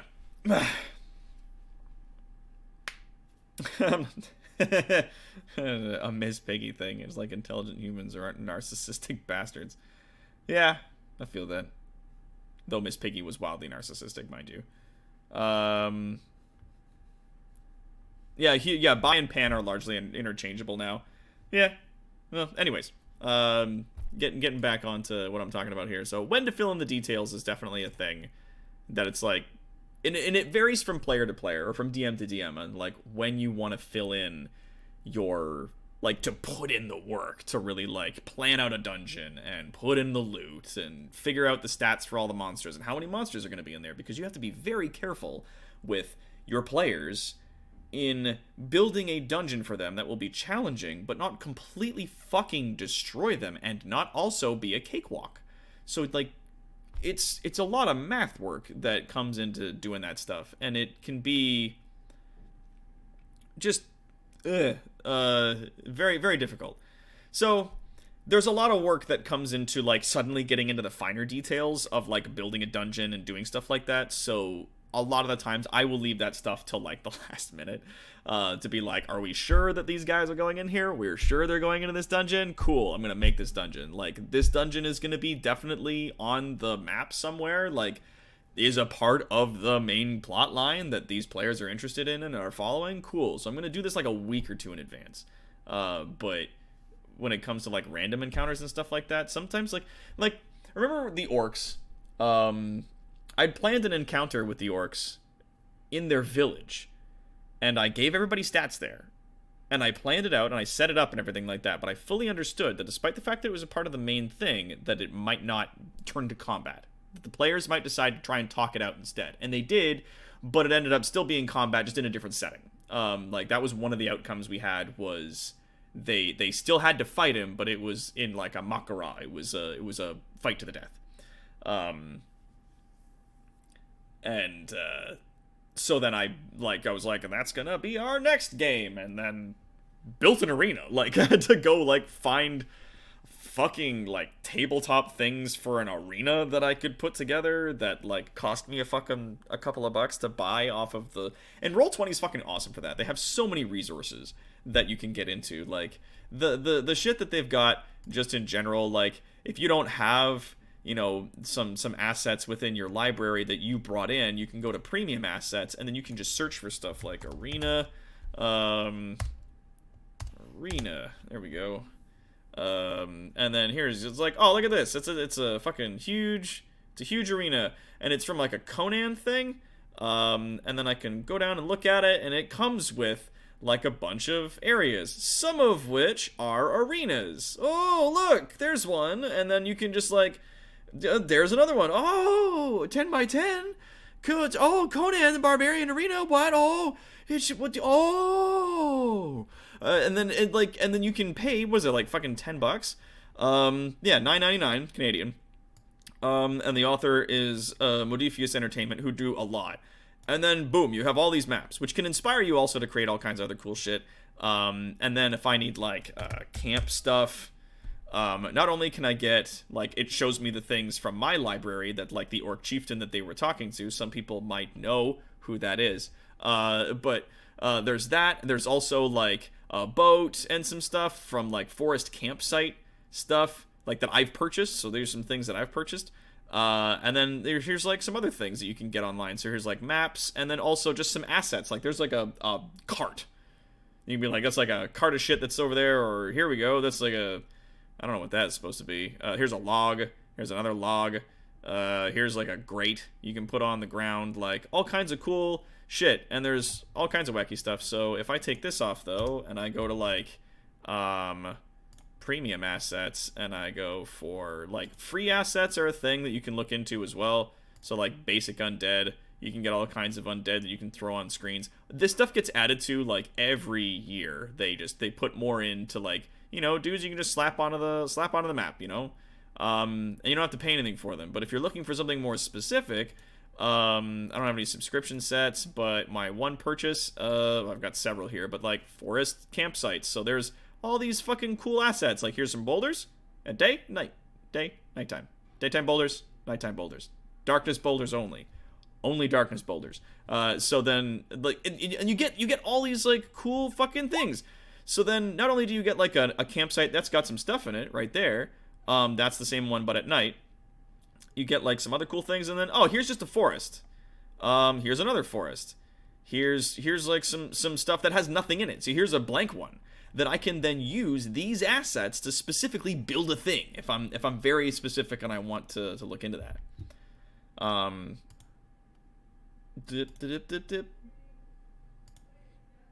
missed a I didn't miss a donation. This thing's not updating the mini feed. It's not updating as much as I want it to.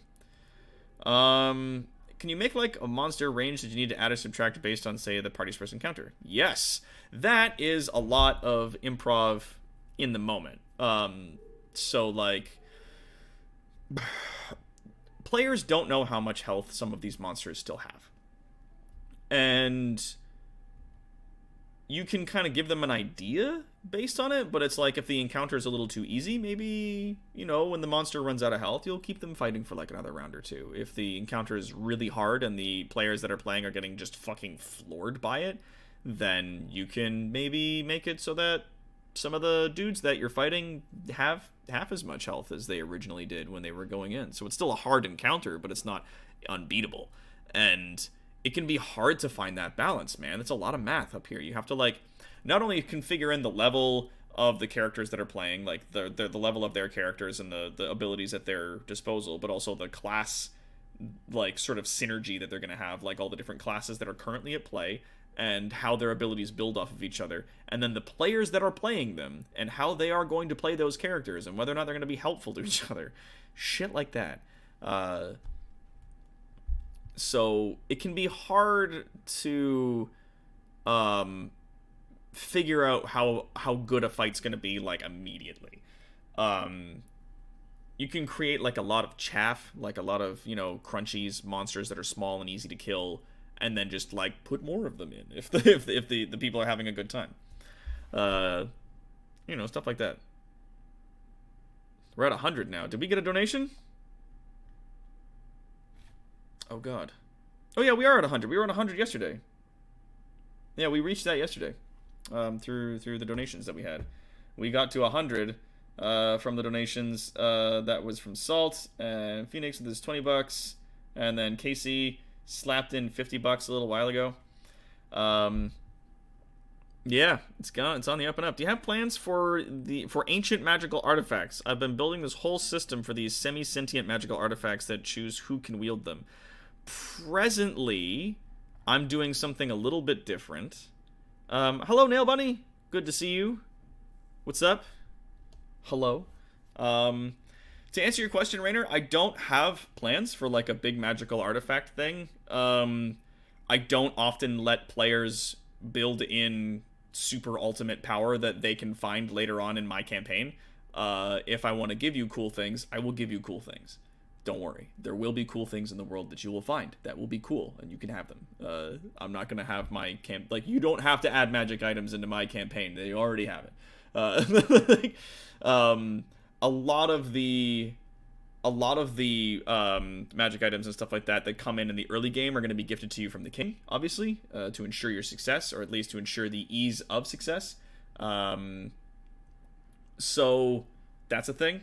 But yeah, I haven't really been playing around with that stuff. I kind of make up some of the magic items that I've been using with like inspiration from the magic items thing in the DM book for Dungeons and Dragons 5th edition. Like, I read through it and was like, oh, these are some cool ideas of like cool magical things you can put on stuff. But then I just like made stuff up using like some of those abilities and making up a few of my own. Include the Rod of Stewart. What is that? I have no idea what that is. What's that? They sound like a Nightblood. People who have autism, range from people that you'd never know to people who have, mentally maybe 6 months old, the widest range of disabilities. Why are we talking about autism all of a sudden? What's going on? It just means not autistic. Yeah, neurotypical just means not autistic. It's a poor word choice, because typical leads one to equate it with normal, and that's the problem with English, as meanings is far too much. Oh no, that is exactly the meaning. It's just discriminatory. Like, they put in specifically a meaning to shit on people with autism. Like, it's a lot of people use that as a reason. It's just like, oh, you can't call people that are differently abled like retards anymore because that became a slur. So now we call them something else, and they're like, well, whatever you call them the next time is just going to become the next slur. And it's like, yeah, that's because people are shitty. But you keep coming up with new words until you find a word that people don't want to use, like differently abled or something like that. Nobody is going to insult another person by being like, you're differently abled. Like, that sounds dumb. So no one's going to say it. They're just going to keep calling you retarded. Like, it's going to keep being shitty. So, yeah. I know, I'm not going to let you have the 3.5 edition Darren's Instant Fortress. Fucking no. Jesus. So anyways, back to what I was talking about there. That's when you can fill in the details. There's a lot of tools on the Roll20 website that really help out a lot with setting things up. For example, another thing I wanted to show you guys was the music section. I have the music set up into lists. Autometh, Travel Outdoor, Fight Music. God, that's a long one. Sad, Spooky, Indoor City Music. But then I have like a bunch of other ones that I needed to use for stuff that I didn't really put in here. And I really badly need to clean up a lot of this. Because one, due to Twitch and copyright claim, I can't have any music in there that's not video game music. And a lot of it used to be music that was not video game music. So it needed to... Two, I need to relabel or add to the labels of a lot of those songs, because some of them I don't remember exactly how they went. And three, I need to make like more sort of sub playlists that I can add things into and play with a bit more to sort of create different things. And then I can just turn some music on and be like, oh, is a spooky fight that's happening? There we go.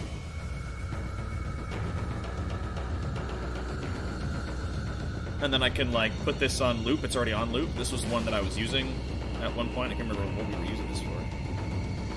It sounds like you're running from something. But yeah, I can just like slap that on. And as you can see, like I can hit play right here. I can hit the loop thing. So it'll just keep, as it's playing it, as it plays the song, it'll tell you like what the time is as it goes through. And then I can be like, I want to go there. And then when it's done, it'll just loop back around to the beginning again. Now, therein lies a problem that I'm currently grappling with, and that is some of the music that I want to use going forward. I want to loop so that it's not like, because that Ganado 2 music that's from Resident Evil 4 is like a minute and a half long. So it's gonna loop a lot in one person's turn. And it's gonna make the game seem a lot longer than it's supposed to be. And it's gonna suck. So what you want to do is you want to find like an extended version of that song. So you can I'll show you how I do this here. You go to here, you go to your favorite YouTubes, and you want to say like Resident Evil 4 Ganado 2. There we go, and we want to go extended. So there's the Ganado 2. Someone's extended it to 5 minutes. It's normally a minute 28. But somebody bumped it to 5. Right? So then, normally when it's like a minute 20 or so,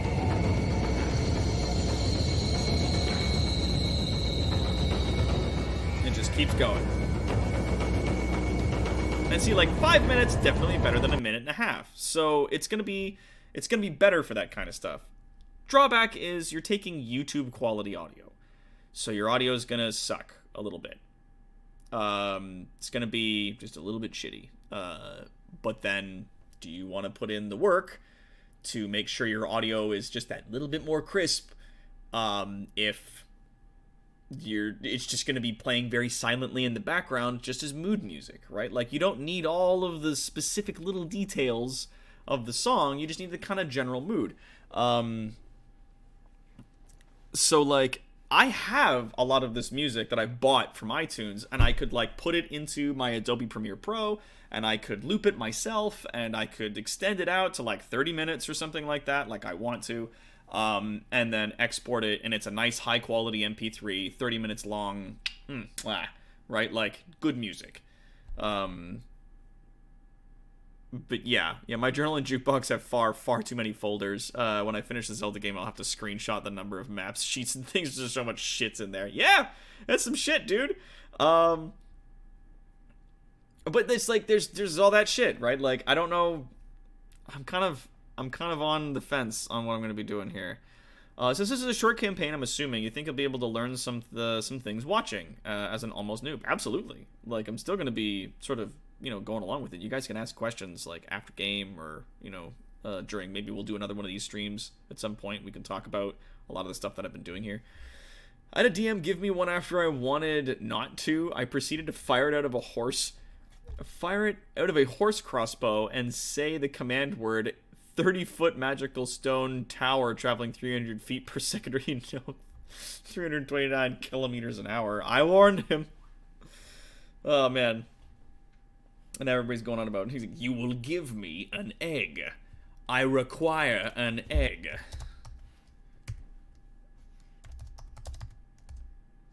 Oh, there it is. If I type in I require an egg is the second option. I'm gonna bring that shit up.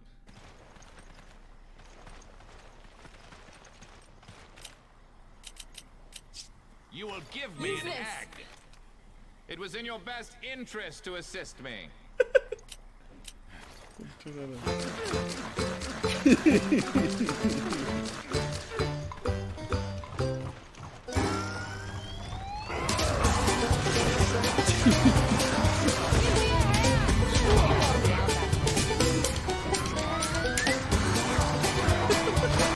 Anyways.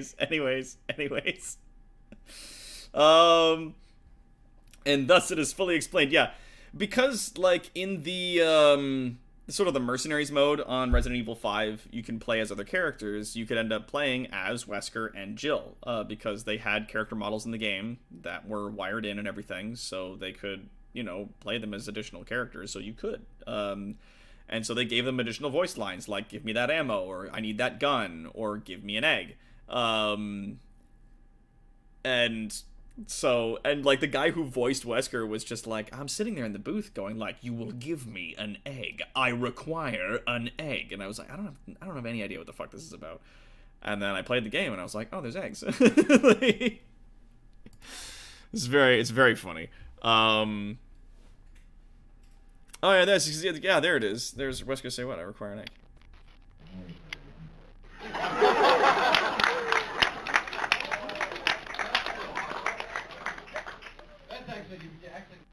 Oh, you can't even hear what he's saying. Whatever. Doesn't matter. So yeah. Yeah. That's a thing. So that's some cool shit, right?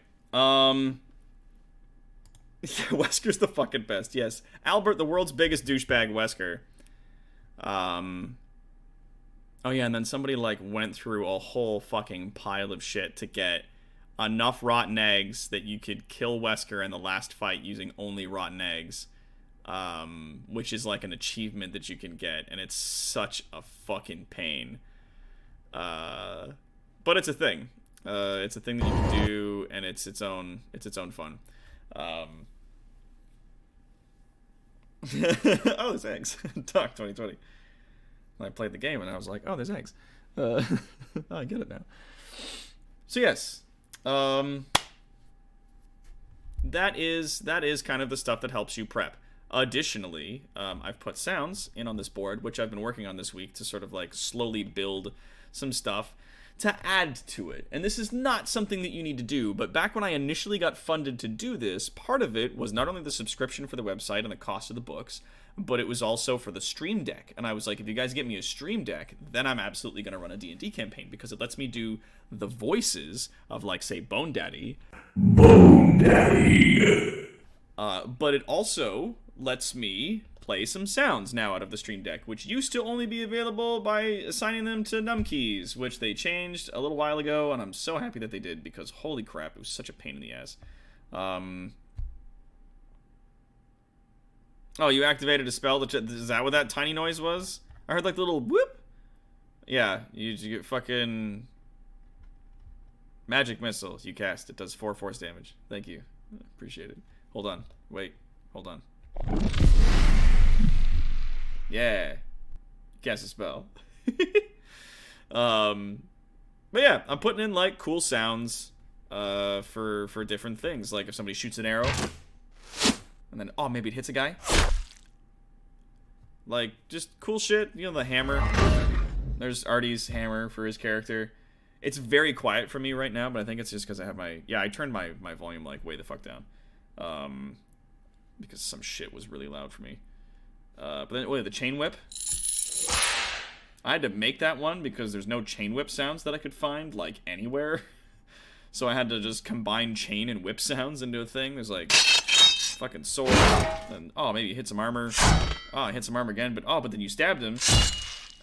Juicy. Like, the sounds, man.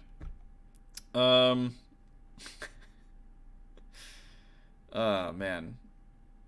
You deal with me screaming egg or Dormammu. Yeah, it's fair. Doc plays a game with rich storytelling. Dungaroo's beautiful graphics. Oh, hey, egg. Bahonaga hoogs.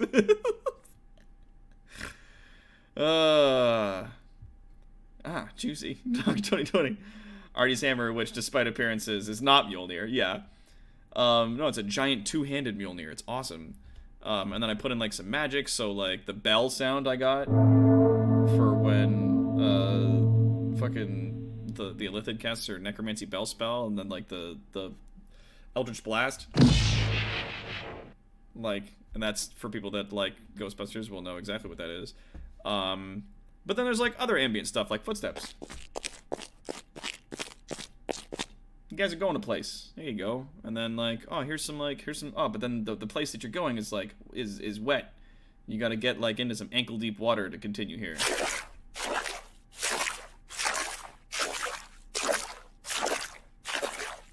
Juicy.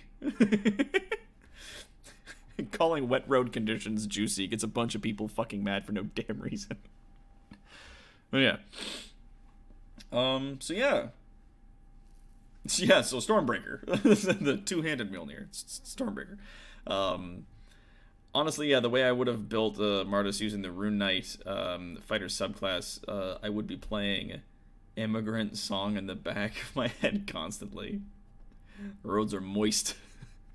Well, that's the thing, is everybody always goes to moist for like the word that they want to use that makes people upset or uncomfortable or something like that. But it's like, no, man, like juicy. The roads outside are juicy. People are like, stop. You're like, it's funny to me. Oh. Yeah, like I've only got a few things right now. I have like a whole bunch of shit planned. Like a little bit of ambient noise helps to set a scene. So like some bar ambient noise, or some forests or wasteland or cave ambient noise, or like you said, like, you know, quiet footsteps, that kind of stuff. Some of these sounds came with the board, a lot of them didn't, and I'm kind of just making shit up as I go along. I'm not gonna get into those sounds because that's part of the story that I'm running for you guys, and I don't want to ruin a surprise. I'm very happy and working on some stuff. But yeah, so that's really good for the prep thing. However, over-preparing in a story can lead you to railroading a player, and I hate that, personally. I don't like railroading people. I like creating an interesting narrative that people are interested in following. But if a player's like, I don't want to go into that cave, then they don't go into the cave. They go do something else. Like... And a lot of the story is constructed in such a way that really there's not a whole lot of, like, I just do whatever I want in this campaign. There's still player agency, but there's not a lot of, like, just, you know, big open world, go where you want, do what you want kind of stuff. You can still go where you want and do what you want kind of stuff. But, like, you have a job. You're being hired by the king to go and do some things. And so it's in everyone's interest to kind of go along with it, right? Like, if you create a situation... where characters and players want to go through with whatever it is that you've prepared, it makes your job a lot easier as a DM. But if you, like, spend a ton of time, like on that orcish village that was in the wasteland, if I spent a bunch of time, like, writing intrigue and, like, characters and NPCs and stats and, like, combat and setting up the whole town for, like, you know, all this different details and shit like that, like the DC for breaking through the walls and all that shit, if I planned all that shit out and wrote it all down, and then you didn't go there, it feels shitty as the DM having done all that work, and all that work just gets thrown out the window. So then DMs will typically try to get a little railroady. They'll try to be like, okay, so you don't go to that village, but oh, there's another village that's ahead of you. Do you go into that one? And it's the same one. Like, it's like, mechanically speaking, it's the exact same village. And then you get to use all the stuff that you prepared, because now the players are going into the thing that you prepared, right? Hooray. Except it's not, like, don't do that. And some people will even go so far as to be like, oh, so then when you guys are sleeping at night, you get knocked out in your sleep, and then you wake up in the village. You've been kidnapped by these orcs now, so now I get to introduce you to all of these characters and all of their intrigue and all that bullshit. Hooray. It's just don't. If people don't go into a place, then they don't go into it. Just accept that, you know? There are times when railroading players can be good, where you need them to go to a certain place because they're on the quest to go to the temple, and they decide that they're not going to go this way, but they're going to go that way. It's like, okay, cool. Then you can just take them on a different road to the same location. Or if you're like, ooh, there's a really cool thing in the woods I want them to find, like a burnt down castle or something like that I want them to come across, and there's like a fork in the road, the players can choose which direction they go, but to the DM, both of those roads lead to the same castle. They don't in the game, but no matter which one they pick, that's the road that's going to lead to the castle, and you can just take them there. And that's very much like an open world thing. It's very, very open world. Kind of situation.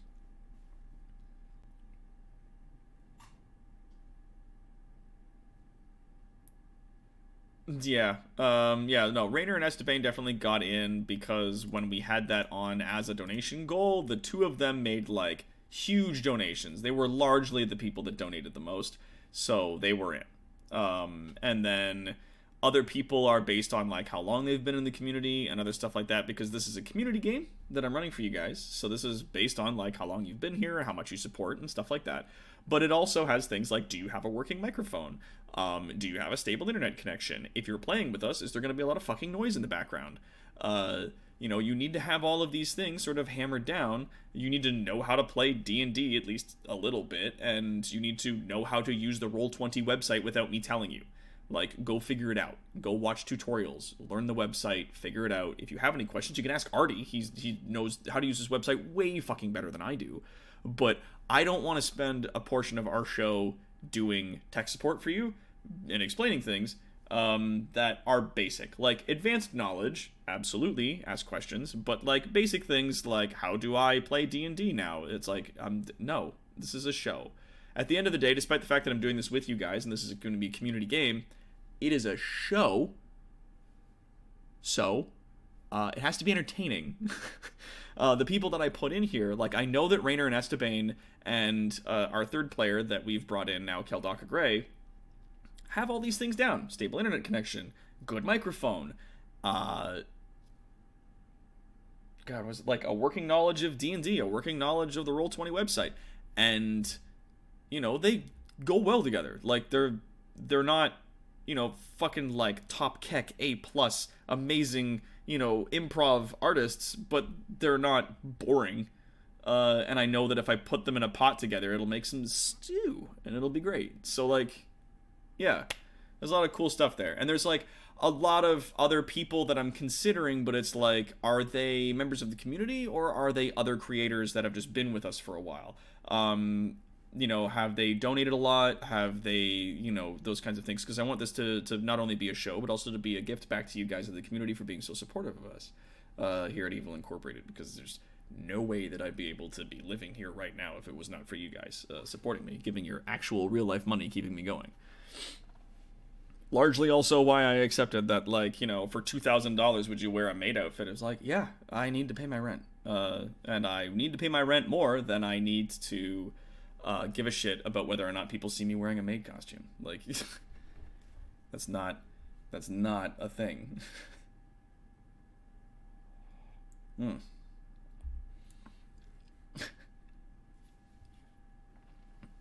And then the grooves be up by the fact that I turned off every roll having advantage for my character. Yeah, well. Yeah, if you have them on a certain quest, have multiple different triggers for the quest. Yeah, like, you can have a lot of different, like, and don't just, like, have a whole bunch of posters painted up in your town in-game, all just talking about the same quest or the same wanted thing. Like, you can put up a few wanted posters for, like, one guy, and it's the same wanted poster, but it's in, like, a few places that would make sense.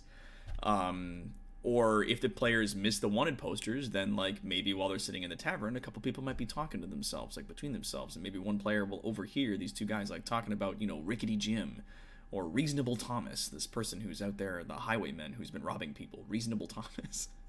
You guys are gonna meet Reasonable Thomas, don't worry. I don't wanna ruin that for you guys, but I'm very excited to introduce you to Reasonable Thomas. Anyway, yeah, the fact that I was able to pay so much is because I have a job and don't have to pay rent. Yeah, and I appreciate that. Like, some people just got a lot of money. Oh, is it very loud? Pigeons like to fly around on their wings and go woo woo woo. Yeah, I was allowed in because I have a pigeon. Yeah, it's, yeah. Like, oh, Lemon's back. What's up, Lemon? Man, that must be nice, Rainer. I mean, it is, but, like, it's, you know, not having to pay rent. Obviously, that cost is extracted other ways. It's just its own thing. Yeah, make the crazy old guy spouting something relevant, but nobody takes him seriously, except maybe the party. Yeah, see, like, there's lots of different ways that you can hook players onto stuff, and you don't need to railroad them into something. If the players don't want to go on a quest and aren't interested in whatever it is that you're putting on the table, move on, please. Stop. Like, and you can avoid that feeling as a DM by just not putting that much preparation or that much stuff into something beforehand. Learn to improvise a lot of your stuff. There are some things you can put a lot of energy into that are, like, main story plot points, but if the players never, like, you know, get to it, then, like, just be okay with the fact that they just never figured that part out. They never picked up the mystery book that was actually a main character's diary and, like, read a whole bunch of very serious stuff. Like, it just didn't happen, you know? Be cool. Next thing I want to talk about is, like, a lot of the art that I use that helps my world come alive. Where's that from? And that is just from old YouTube, from old Google. So, like, for example, the town that we went to that was like the ghost town, right? Like this like dilapidated abandoned town here, which it's just fucking gorgeous art. I literally just went to Google and I was like, fantasy ghost town art. Then it's the third option. Like it's right there. Just like blap. There it is. Boom. Third option on the main screen, and there it is. And it was nice and big, and then I just go like open that in a new tab. Cool, zoom in, save image as, and then I would save it in the place that I need it. And then immediately, like, while players are talking to each other and doing things, like, come over here, and oh god, go over, and then create a new one, and then da-da-da-da, and, you know, keep going, make stuff, have fun. Create a new page, slap it in there. You know, like, I'd be like, yeah, okay, let's do it. Let's be like, let's create a new page. Oops, and it made 2 by accident because I wasn't paying attention. We're gonna go down here, we're gonna delete that page. I want to meet that dad. So we go to this one, and again, we're gonna go over here, and we're gonna go settings. So this isn't gonna be where people are fighting, this is just gonna be a thing, so we don't want the grid. We want the background to be black, because we don't want to stab people in the eyes. And we hit OK. Now, this is, at present, like, kind of a big deal. Like, its size matters, and it can be kind of hard to show a picture on a fucking board that's massive. So I can go in here and I can grab this and I can say I want it to be let's say fucking 10 squares by 10 squares. Okay, got it. Boom. Now it's considerably smaller, and I can come on in here and I have like a nice 10 by 10 space. So if I turn the grid back on, it'll be there, but then I just go to here, and I say I want my assets in my library. Let's go locations. Let's go the monstrous wastes, for example. Yeah, there it is, and I can just like, boop, drag and drop that on there. And then there's all kinds of like different stuff by like what layers we're talking about right now. Like right now we're on objects and tokens. It doesn't super matter if we're just doing an image that we can bring people to.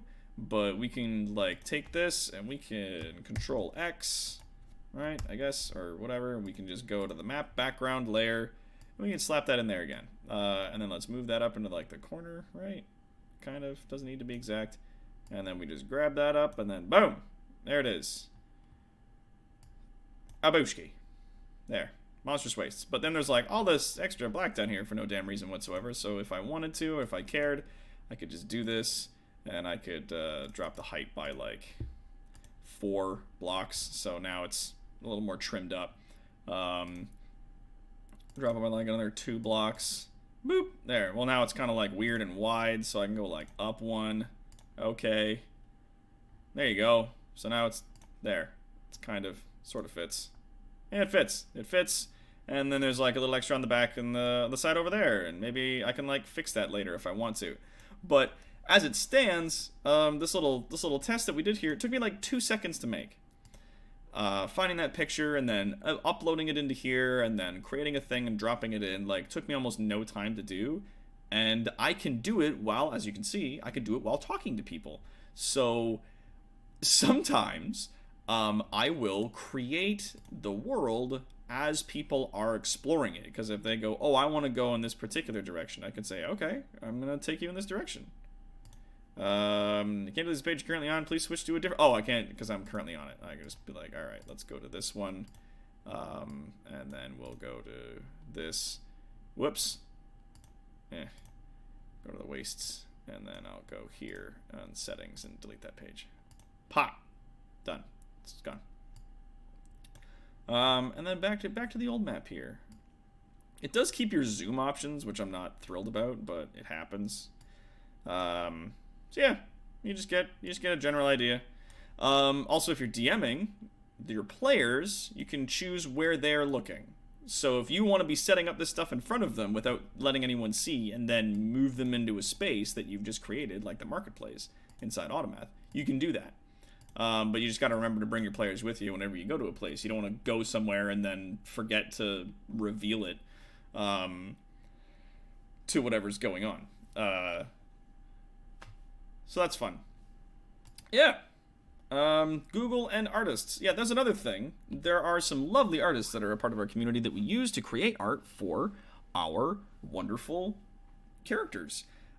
Stuff like the character art that we have for a lot of our characters was done by Arden.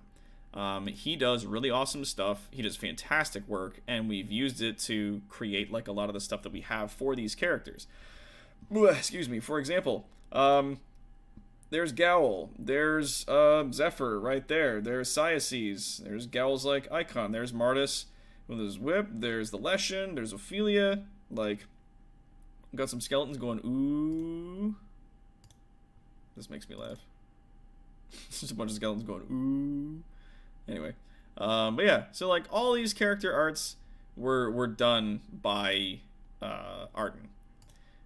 Because I know that Arden gets like tremendously busy though, and he's very awesome. If you are looking for fantastic art for a fair price, might I also suggest Cutie Kitsune, because she does fucking awesome illustrations and it's like absolutely open for business. So if you're like, I want to like this guy like a dragon man in like this pose or whatever, I'm sure she could work something out with you and charges very reasonable prices. We paid her to do a whole bunch of art for us for a lot of the panels that we did at the conventions that we were at.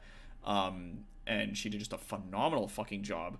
And I've been so pleased with her work ever since. Like before we started doing this, I like messaged her and was like, can I bother you for art for this game, please? I wanna do this. I want you to come up with, you know, some stuff. Like I wanna basically send you customers. Is that okay? I don't wanna like suddenly inundate you with a bunch of people asking you for weird fantasy art unless you're okay with it. And if you are, then great. Welcome aboard. Woo.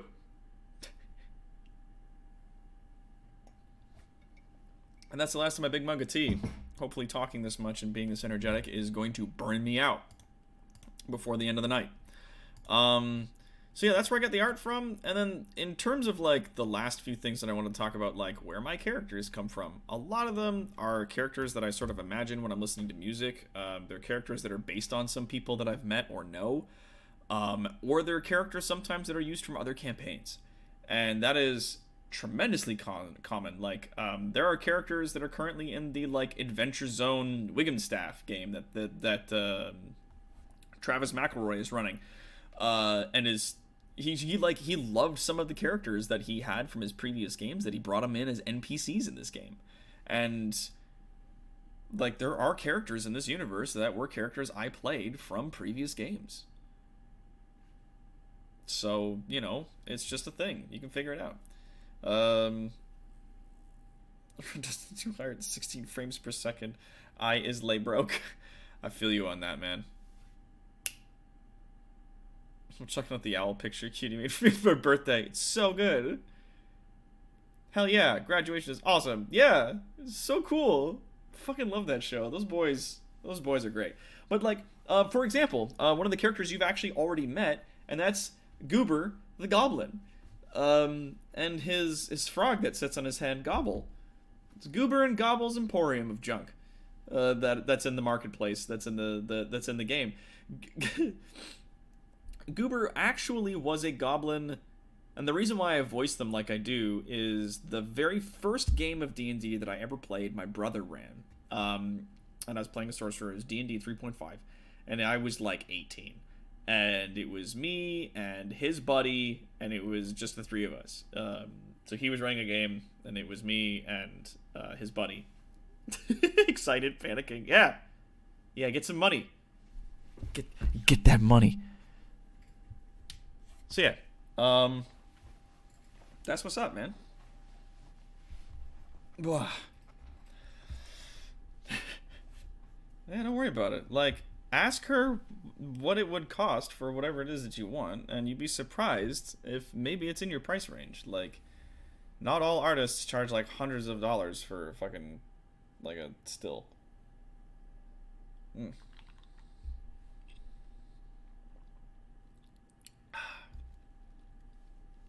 Hell yeah, man. I've just turned off lights and climbed into bed, and now I want to do a movie date in bed on a laptop. As cute as that is, the problem is the singleness I endure. That's unfortunate. I mean, sitting on my big couch just over there watching TV on my big old TV is, on occasion, tremendously lonely. But it's the life I've chosen right now.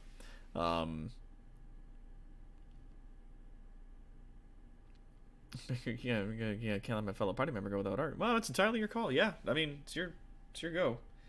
But yeah, one, QD, charge fair prices. Two, everybody, if you're curious about, what QD would charge or whether or not she would be able to do the art for you, message her on Discord. Shoot her a message. I assume QD's on Discord.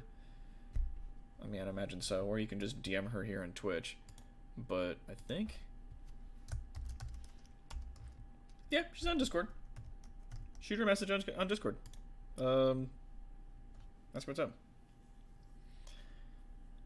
A little bit higher than that, cutie. Come on. I mean, I know you're, brilliant, and can fucking knock this shit out of the park in, a few minutes because you're a savant at this shit, and it blows my goddamn socks off. But, you're very talented, and people should pay for that. Yeah, you're underselling yourself. A little bit higher. I would say, $15 for, a black and white sketch is, still very cheap. That's community prices. But, yes, a little bit higher. That reminds me back when I used to do videography work, and, one of my corporate clients, when I went in, they were like, we want you to set up a camera in a corner of the room and just film the speaker as they're talking, and then when they're done talking, we want you to, edit it so that it's just one long take of just them talking, and then we can put that on a DVD and we can send that to our other offices that weren't able to come to that meeting. And I was like, okay. And they're like, well, how much would that cost? And I was like, oh, well, with the filming and then the editing, which is nothing, because I just need to put a fade in and a fade out and some credits. And I was the DVD menus and the chapters built into it and the burning it to the DVD. I mean, that would cost you $200 maybe. And they were like, and I was like, $400. They were like, I'm like $800. They were like, all right, we can go that low. And I was like, okay, fucking. Because they just put a ton of money aside to pay a real film person to do real film shit, despite the fact that I was just a kid with a fucking camera. I was not expecting to make real money at a job. I would, all of the clients I had, where I was, doing, filming, weddings and shit for people, was just almost entirely, oh, well, but, could you do this for $5 or could you do it for free and we'll put you on the wedding registry? Blah, blah, blah, blah. I had people trying to fucking cheese me off for nothing for the fucking ever. And yeah, people are paying for experience.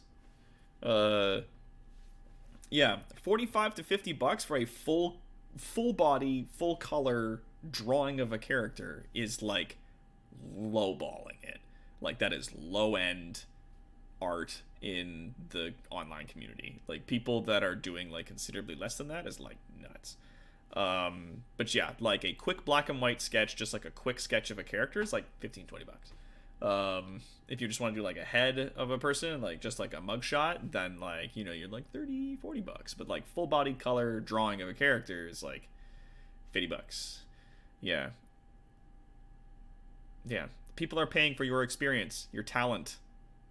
Yes, they take that long. Yeah, they don't take terribly long for you to do because you've been spending years honing your craft.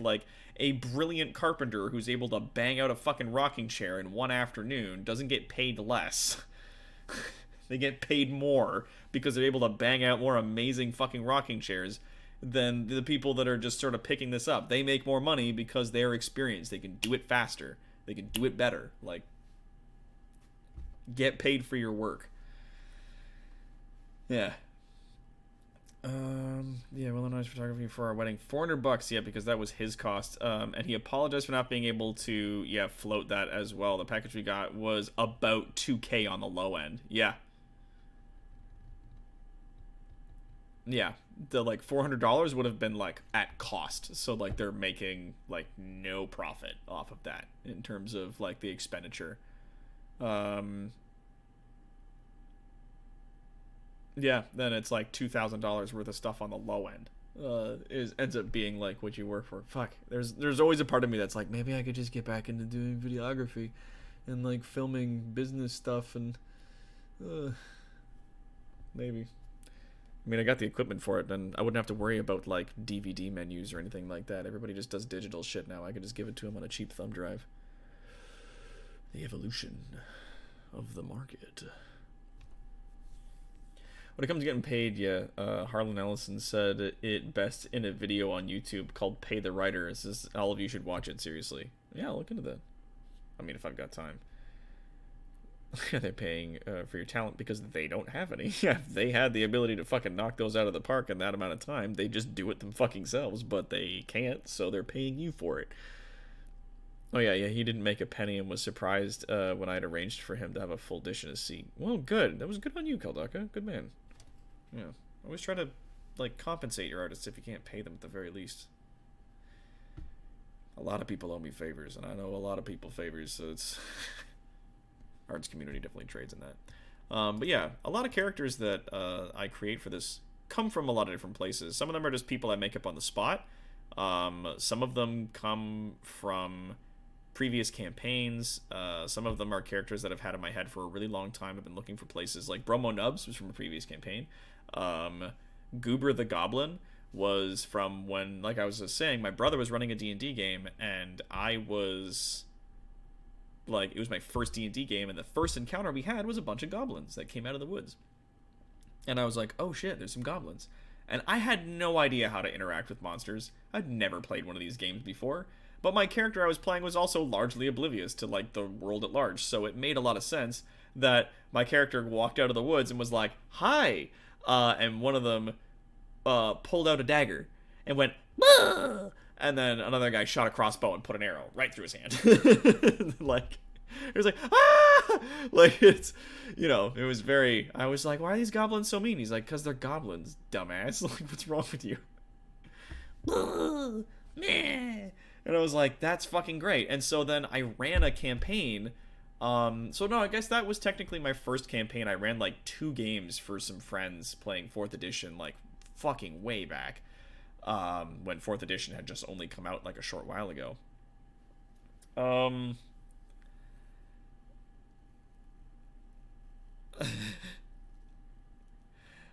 like to refer to all of the everybody's so nice picture I drew. That's me again. Good. Fucking accept the love as we pour it upon you. Gallons of our love and affection and appreciation for you.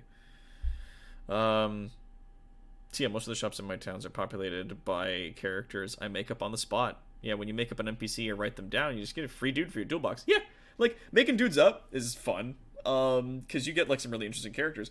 But, like, Goober the Goblin was a character that I just always wanted to bring back again. But in this particular case, I decided to make up a new goblin named Fibge, because of that, like, seal video that we watched, and just Fibge is just a funny word. And I was like, wouldn't that be such a fucking goblin name? Isn't that the cutest shit? So I was like, yeah. And I fucking love goblins, man. I think they're adorable, and I wanted to make them like adorable, dopey little people that everyone wants to protect and keep safe, because they're cute as hell. And I don't want people to kill Goober or Fibge, so I made them cute, so that people would keep them safe. I want people to have feelings about my goblins, okay? That made Cutie not 100% happy with it. Oh yeah? Oh, well. I am an art goblin. You guys never see the struggle to make my pieces look how I want. Well, no, but, like, I feel it. Like, I appreciate it. Yeah, Man at Shop, Architectro, Sebastian, Jamal, Admiral Ashtalk, Diamante, even Uriel I made up in the spur of the moment. Yeah, Gobbo Love, that's right, yeah, go Fibge. Fibge the Goblin. He's just adorable. And I like making characters that are just cute. Like, not everybody needs to be a fucking badass or a standoffish tavern owner. Like, diversify. Like, make characters that are, like, spooky or sinister or just jovial. You know, like, fucking rainbow. Like, make shit different. Come on. Especially if, yeah, someone is playing me, the stress. Well, just, like, you know, just do your usual work, and if people don't like it, then you can fucking negotiate with them. Or just be like, you paid, and that's what you get. I will draw so many happy gobbos. Well, yeah. And I just, like, kind of grabbed a lot of art for stuff. Some of the art influenced the characters, because I was just like, oh, like, for example, I'm like, I need a troll, so I will just be like, fantasy, troll art. And we'll see what we come up with. And we get, like, a lot of different stuff like this. So, like, sometimes we want to... Like, this is very World of Warcraft, this troll. And you get, like, a lot of different trolls. Like, you know, you get this person, and, like... That's a person tracking a troll, and, like, whoa, cave troll. You know, but I can, like, specifically look for, like, forest trolls, which will give me these sorts of things, right? If this is the kind of, like, monsters that I'm looking for. Or I can look specifically for... There's a little bit of porn right there. And I was just like... Whoop. And then there's, like, D&D trolls, which include those, plus, like, some other kinds of dudes. Or I can specifically be like, fantasy troll art, World of Warcraft. Just like, wow. And boom, immediately, completely different flavor of trolls that we start getting here. You know, and it gives you all kinds of cool stuff. It's not even showing me, like, some of the art that I've grabbed and used for certain characters, but, like, they all exist, and they're all out there, so it's all, you know, it's cool. And that could be a really easy way to come up with some stuff. Like, I could be like, oh, I need, like, a troll, and so then I'll be like, okay, like, what's, like, this guy right here, that's a cool picture, what's he sound like? And then you can make something up. Or, like, you know, what this guy? Like, what's he sound like? You know, I don't want to give them all the Jamaican accent like they do in the fucking World of Warcraft, but, like, that's, you know, it happens. When do you plan on starting this campaign? Arden wants to know the deadline for my character art. Well, I'm hoping for next week. Goodbye, porn. There was troll porn. It didn't show anything, but I was like, this is the first picture. This is the first page to some porn involving trolls. Which is very easy to look up. But yes, I want to start this campaign next week, Wednesday, Thursday. Hoping.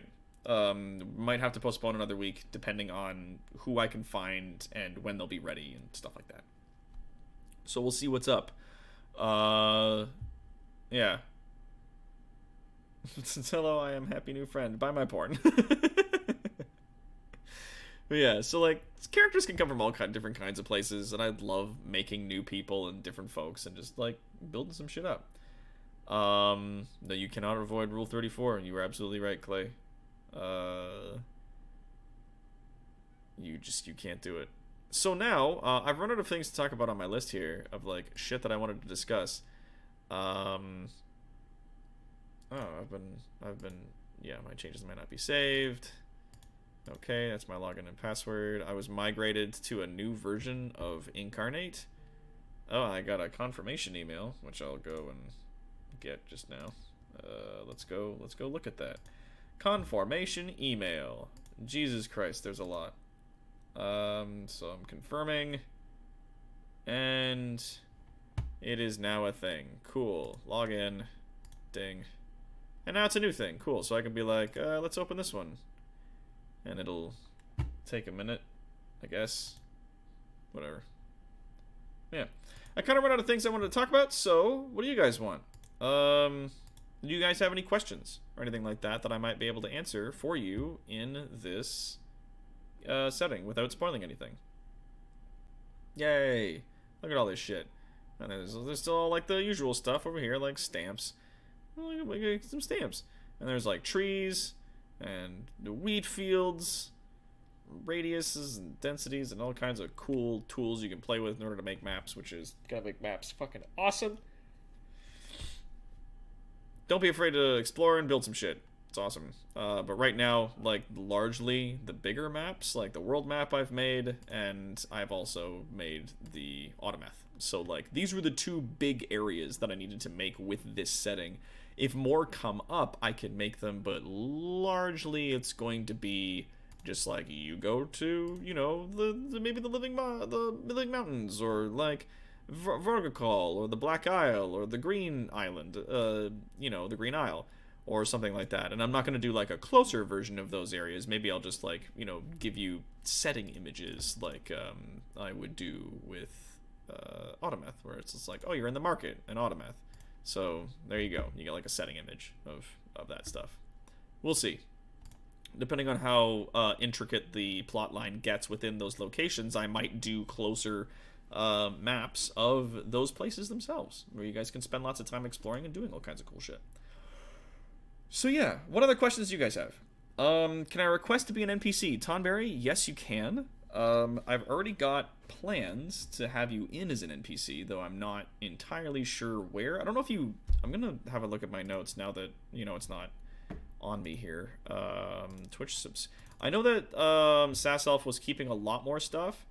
You sent in, yeah, anything. Refuses to wear pink. Don't tell her. Wants to be a surprise. Have fun and go to town. Make anything. That was your request that you sent in. Cool. Yes. So we already have plans to make a lot of people here, like you. Rainer had plans to it, but now we're actually playing, you know, Rainer as a player. Volsar, Kara, Sketty, KC, who has an NPC that we've come across. Like, her NPC, we actually managed to integrate pretty early on. Biohybrid, Squall, Feeny, Keldaka, and Willow Grey have the stone trolls that own the tavern called Greys. Lillian Warpath, like, there's all kinds of people that are in here, and if you're members of the community, then like, yeah, Sasself is going to be coming back to us. So like, you could probably either send that information directly to me or to her. Not right now, but I'll let you know when, and then you can kind of go from there. I second Ton NPC. Yes. Cutie, do you want to be a goblin? Or do you actually want to be like a kitsune? Do you want to be like a little fox person? Low-key wants to be an NPC. Yeah, you want to be a gobbo? Kazaka says, would you hate me if I gave Sneck the most outlandish voice ever? Here's the thing, Kaldaka. You can, but you're going to be stuck doing that fucking voice the whole game. Which, like, is that going to be fun for you? 1, 2, is it going to be fun for the audience? And 3, is it going to be fun for the rest of the party? Because if you're going to be doing an obnoxious, crazy voice, then be prepared to, like, have to do it the whole time, and it sucks. So, like, like, you do a Cutie as a barmaid? And Kitsu? Well, send in a request. Do you have an Undertaker or Gravedigger NPC that could be named Clayton? We can talk about character details later. Sure. I don't got a problem with that. I was actually wondering if you had one yet, which I don't think you did, which I thought was a bit strange because I was like, you... Oh, because it was mainly focused on subscribers. The characters that we were putting in were like, we're focusing on subscribers first. But, yeah, I don't see why Clayton the Ghoul would not be a character that we could have in here. I was debating making Snake a Newfie.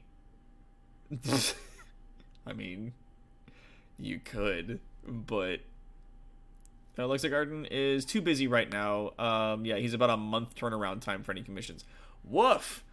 Well, unfortunately, I mean, that sucks. I mean, I know that Arden has got like a very full plate with regards to commissions and artwork. But shoot a thing to Cutie could do the work for you instead. Camry, how do you put in a request? I would say just... God, I don't want to suddenly make like a million different things for me, but I'm just gonna start adding to the list right now. I'm gonna say Twitch subscriber notes. Beep beep deep do. There we go.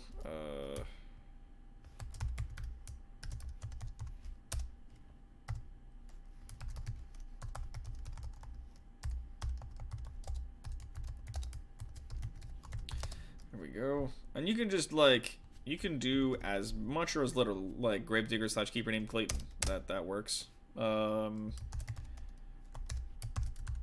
if you want to have specific stuff, on elf, likely.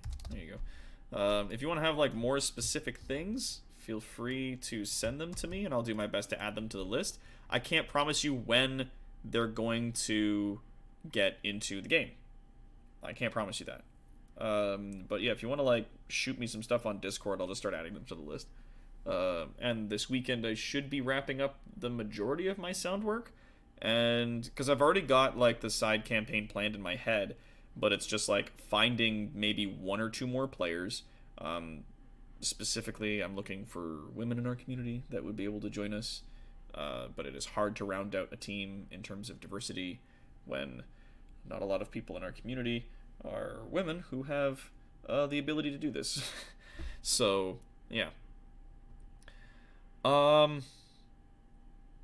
Yeah. So we'll see. But yeah, I'm gonna like put out my feelers this weekend to get the last of our players in. I'm shooting for next week, but we might have to postpone it another week after that. And then yeah, we can figure that out. But yeah, over the weekend, like, send me any character stuff that you have, and I will see what I can do. Obviously, like I said, people that are subscribers and or have been with the community longer will get seniority / priority in terms of when their person gets put in. But yeah, we'll do what we can. But I just feel bad for being overwhelmed. But yeah. And he's trying his best, but like, as long as I'm a cute kitsune, throw me anywhere. Okay. Yeah, maybe we'll make you like a fucking art shop owner or something like that. Kitsunes are like tiny fox people, right? Like, what is that? Like a little fox spirit? Yeah. Little fox spirits. Oh yeah. And they occasionally... Yep, that's porn. Well, that was fast. Not changing the screen so you guys can see what I'm looking at because, Christ. It took like... I just wrote Kitsune. And it's like the first thing was just like, here's this like naked chick with fox ears. I was like, oh, okay. I love you too, internet. You're fucking cool, man. But yeah, usually personified as either a fox spirit or a cute fox girl. Done. That should be easy to do. We can do.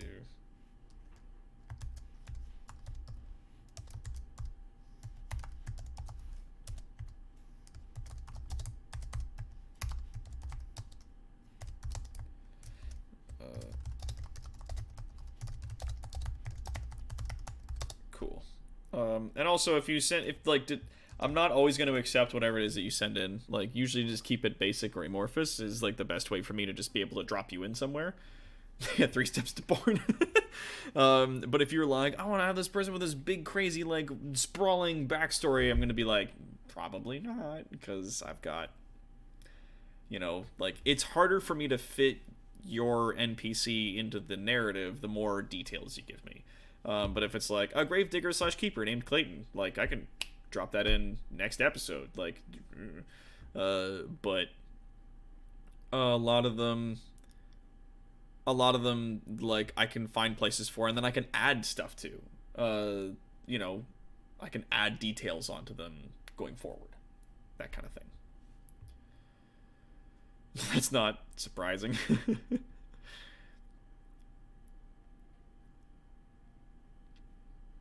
Can I claim the gravedigger to the earlier Addams Family dwarf character? Yeah, there unfortunately are no dwarves in Autometh that aren't undead in some fashion or another.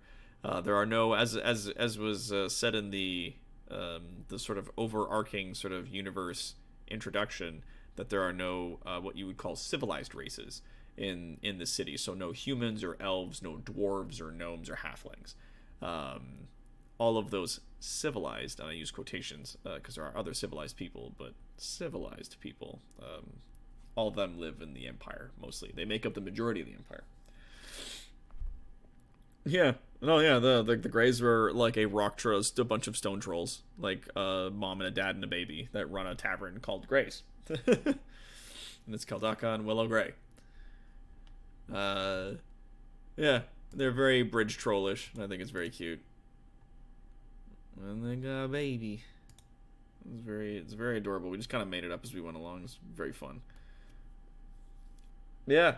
Yeah, Will and I were just like rock troll family and then left it at that. And I was just like, cool, you guys own a tavern. Like, yeah. We were just like, can we just be a family of rock trolls? And I was like, absolutely. You guys just live in the town and you guys run a tavern and it's called Grace. And you're done. Go. And then I just kind of made up voices for them and stuff like that and personalities and I just added shit in as it went along. But like, it's easiest for me if you give me something like, I just want to be a cute little kitsune person and then you can make up whatever you want. Or like, Tonberry was just like, I just want to be there, just don't make me pink. And I was like, sure.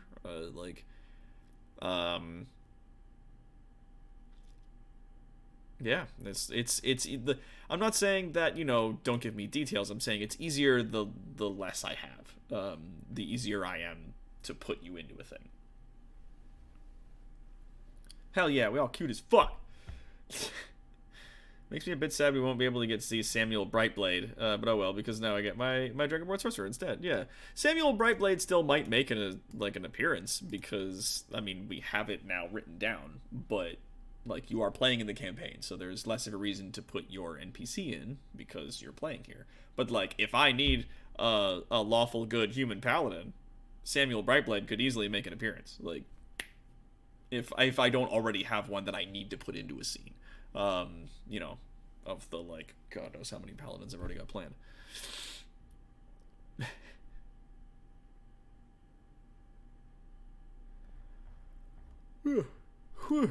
Any more questions from you guys before I wrap up? Because it's getting to be 10 o'clock. And I am very tired. Like mine where you could use as many or as few details as mattered or you cared for. Esteban, you're not on the list here, but I've only got, like, a few here because the list was actually mostly carried by Sasself. She was largely taking care of this, and I just let her take care of it.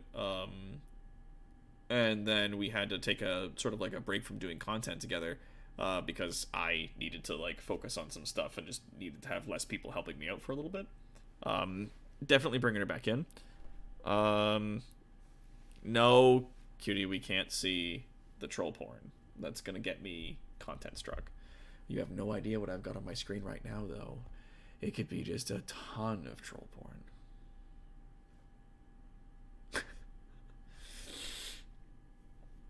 Yeah. Down, bad girl. Yeah, not on Twitch. You have Google. You have the internet. You're watching me. You have the internet. Go look at your own fucking troll porn. Like, there's a boatload of troll porn. Not gonna lie, like goblin chicks, orc chicks, troll chicks, like big weakness for me. But then I got a big weakness for like muscles, which for some reason, and like the World of Warcraft goblins, they put a ton of muscles on them. Just like fuck. Yeah. Yeah. Well, now I think of another one, but as I stepped up my NPC into a PC now, yeah. Well, I mean that's the thing. You've now got a dude here. Yeah, it would be weird for him to show up twice. Yeah, like the dude you came up with, we turned into a PC. So now we're playing him. And it's gonna be a lot of fun. It's gonna be a good time.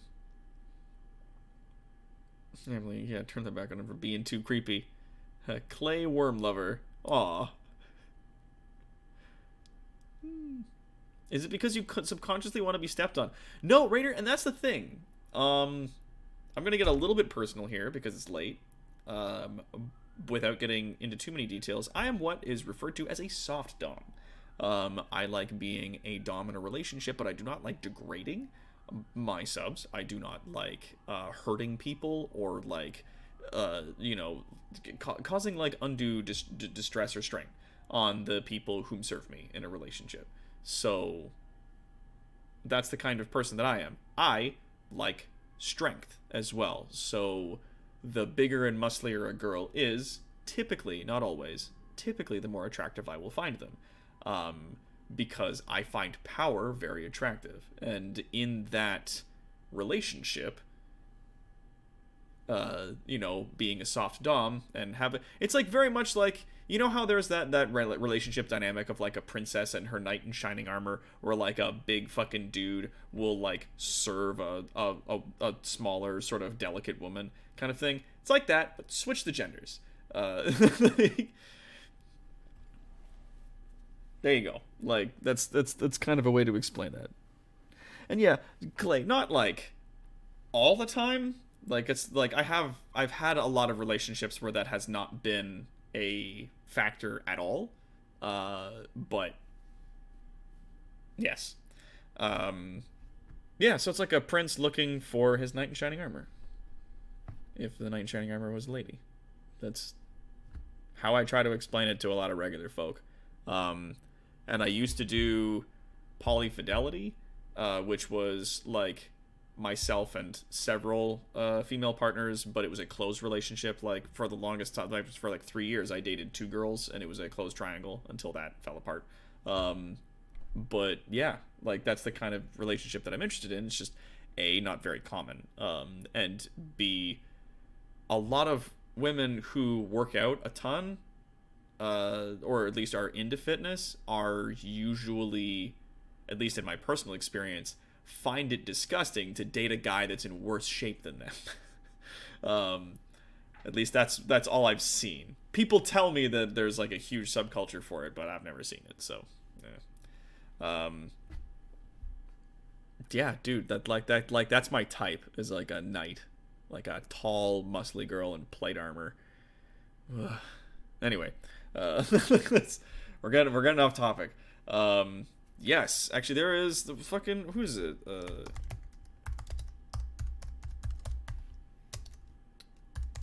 What's her name? I'm trying to find this chick. She is like a fucking Olympic weightlifter. And she's cute as fuck. There she is. What's her name? Samantha Wright. And I'm just gonna pull up this picture because I want you to see what I'm talking about here. But this girl is an Olympic weightlifter. Her name is Samantha Wright, and she can lift like 80-something kilos, which is over 200 pounds. And she is adorable as hell. And yeah, like, this is what I'm talking about. Anyways, off topic. We're here to talk about Dungeons and Dragons. Autumn Ivy, also, yeah, all like, she fucking like huge Amazonian girl. That one, woof. That Chinese doctor lady who's a bodybuilder cosplayer. Yes, I have. I'm ashamed to say that, like, there's a lot about her I do find attractive, but like her face shape is like a tiny bit of a deal breaker for me because she's very cute, but it's just like there's some proportions to her head that make me uncomfortable. So I was just like a near miss. So yeah. Anyways, I'm the only lad who would love to be saved by a female knight. Oh, tell me about it. Yeah. Yeah, anyway. So yeah. That's what's up. Getting back to the Dunda. Do you guys have any questions before we wrap up our stream? Oh, nice. Yeah, I'll think about that, Clay. Actually, you know what? And I'll add in, because you said Clayton Wormlover.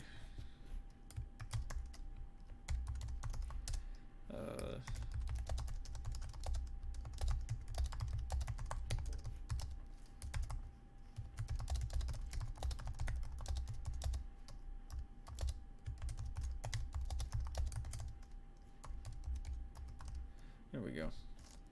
Family thought he was too strange, so he ended up becoming a grave tender in the kingdom of Onameth, one way or another. He's an undead of some kind. Tends the graves. DMU Discord since Arden's of the time to do some art for the character right now. Awesome. Yay! Yeah, 200 pounds being a lot really cements home the biological disadvantage, the biological advantages dudes have. Yeah, I sit on my ass almost most days, and if I wrap my arms around someone who weighs 300 pounds, I can still pick them up and walk away. Well, I mean, it freaking blows my mind. That's the thing. One, Kildaka, you're a heavyset dude, so your static muscle mass, the amount of muscle mass you normally possess, is gonna be a bit higher than your average human. In addition to that, and I hate getting into this a lot because it makes a lot of people very uncomfortable, but having different chemicals flooding your body affects your physiology. Having a lot of testosterone in your system will affect, among things, your what they call static muscle mass. So the amount of muscle mass that your body will tend to keep even though you're in like no shape whatsoever and kind of do no extenuous exercise beyond like your normal moving around. That's yeah, no, cutie, to a point, is always like there's in moderation. I also don't like insanely overdone people. Like there's a point where it becomes too much. But yeah, when it comes, Kildaka, to the testosterone in your system, your body's gonna maintain a lot of static muscle mass in the upper half. Testosterone builds muscles very specifically in the top half of your body for fighting shit, I imagine. I don't know. But estrogen will build a lot of static muscle mass in your legs. So the running and kicking and jumping thing, that, you know, and that's why dudes fucking hate leg day, because testosterone does not give us a lot of static muscle mass in our legs. Our legs suck most of the time by comparison. So, like, 200 pounds is a lot of fucking weight, and this chick can not just deadlift it, but she gets it over her head in videos. That is enough weight to almost 2 times over throw me across the room. So, like, yeah. Noodle boys.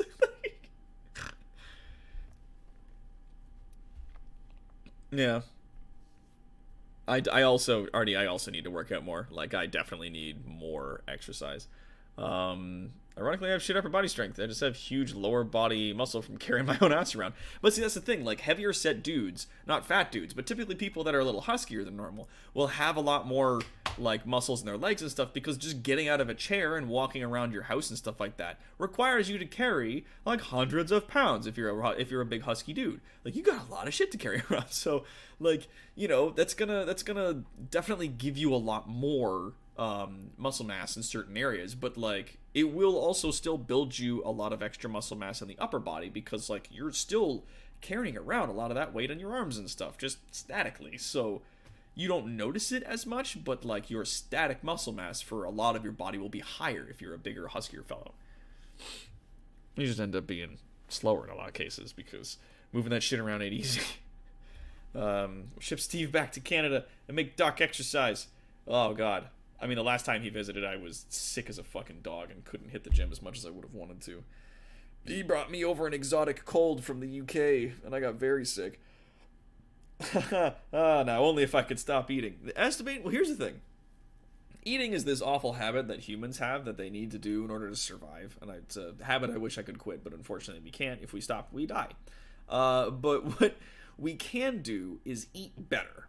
There was a very nice girl that I used to date a long time ago who was very sort of scared to talk to me about some of the stuff that I was doing that she didn't like, because she was afraid that I would leave. And that actually ended up being one of the reasons that the relationship ended, was there was just not a lot of communication. And she was afraid to talk about a lot of stuff due to some stuff that she dealt with in the past. But as I was kind of like wrapping things up, I said, I want you to tell me one thing that you didn't like about me that you wanted me to change. Like, now that we're over, like, tell me one thing you wanted to talk to me about. And she looked me in the face and she said, you eat like you're trying to kill yourself. And I went, oh. And she was right. I ate garbage most of the time because I was upset a lot. And I took that out on my food, and I was very much like sort of low-key trying to commit suicide through my diet. And it was bad. And I didn't know it was happening. It was a very subconscious thing. But when I like actually examined what I was eating on a regular basis, I was like, oh, I'm not getting like any of my vitamins or minerals. I'm eating just like dog shit all the fucking time. I need to stop doing that. And since then, I have been making like a concerted effort to eat better, like have a nice well-rounded breakfast and eat breakfast at breakfast time. And I still fail at that sometimes, but like I'm putting in more effort, definitely. And since then, it's like eating a lot more vegetables and eating a lot more like meats and things like that, trying to cut carbs out of my diet as much as I can, just, you know, healthier stuff. And that's, you know, but people are also different. Like my entire life, I was just like fucking 100 pounds soaking wet. Like I was the very, very skinny guy, and only just recently have I started like putting on a little bit of weight. And it's new for me. Like in my 30s now, I'm finally getting like a bit of weight on my body, like body fat. I've never had that before. It's weird. So like eating better is the thing. Is don't stop eating, just eat better. And also, like you had mentioned to me, like you used to have a very physically demanding job, so the amount of calories you'd have to pour into yourself in order to maintain your energy throughout the day and to feed your body was high. But now that you don't have that job, maybe it's hard to quit that habit of eating so much. Like, and that was the thing that Steve actually told me when he came to visit. He's like, you have eggs in the morning. You have 2 eggs on toast plus some other stuff, and you don't need that. And I was like, no, but I'm hungry in the morning, and that's like a healthy, well-balanced diet. I should eat that. And he was like, yes, that's a healthy, well-balanced diet if you were doing shit. Like if you're spending a lot of your time at your computer, he's like, just have a small bowl of cereal to start, like, and then like a little bit of something for lunch, and then a little bit of something like, you know, heavier for dinner. But like slow down your calorie intake, because that's what's putting a lot of this extra weight on you, is you're eating a lot of extra calories that you're not using. So then he's like, if you're not going to the gym, don't eat a ton of food, because you're not going to be burning those calories. Your body doesn't need the energy, so it just packs it away. So yeah, a bit, you know, I worry the obesity runs rampant in my family past 30. Oh damn. Well, I mean, mom used to be 110 pounds at 5'6", and then she had kids and breached 200. Well, I mean, and that can be a big thing. Having children can vastly change your physiology. The one thing that started putting weight on me, and I know I'm just giving up talking about D&D. If you're all not going to ask me about D&D stuff, I'm just going to talk about some stuff for the next few minutes, and then I'm going to wrap up the stream. Feel free to ask me D&D questions, but like that's not what this is about anymore. Yeah, I started putting on weight not just because I was getting into my 30s, but because I started taking medication for my anxiety, and it allowed me to enjoy food, and it shut off the constant fight or flight response that was consistently burning a fucking mountain of calories through my system all the time. And when I started taking those meds, my body was like, oh, dude, we don't have to burn all these calories fretting about a bunch of non-existent threats anymore. That's awesome. Oh, and food tastes good now? Awesome. And so I started eating more and burning less calories. And so I started putting on weight for the first time in my life. And I was just like, oh, man, this is nuts. Like, this.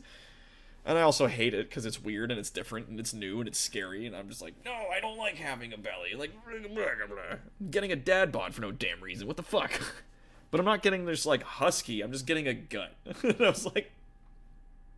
But it's like, no, this is where your body's starting to put, like, some fat. This is the first time your body's putting fat on. So it's putting it on, like, just in your little belly area here. Like, it's fine. Cutie, that's bad. Stop that. Eat 3 meals a day. And if, like, and I know if you're feeling nauseous or something, just eat something small. But, like, pace yourself and spread it out through the day. Don't eat one big meal at the end of the day and have it be dinner, or as I called it for a time, Berliner, breakfast, lunch, dinner. Don't do that. It's terribly unhealthy. Stop it. Oh, you started back on your meds today. Good girl. Cutie. Good girl. God damn. Doc, does the world have something like a memory photo print? I think so. Like something that can print an image from your memory? Because if that's what you're asking, yes, that technology exists, and it's fucking wild, because it will try to, like, render an image that you're thinking of, because it's like, think about your house, like just hold this one image in your mind and you're like, okay, and then the computer is actually able to pick it up and then like render it in a picture, but it's fucking nuts. Like it's like warped and all over the place, and it's just like, yeah, this is like how you see shit. Like when you're actually envisioning things in your mind, this is kind of what it looks like to a computer. It's fucking crazy, dude. It's messed up. So I was like, oh no, oh god.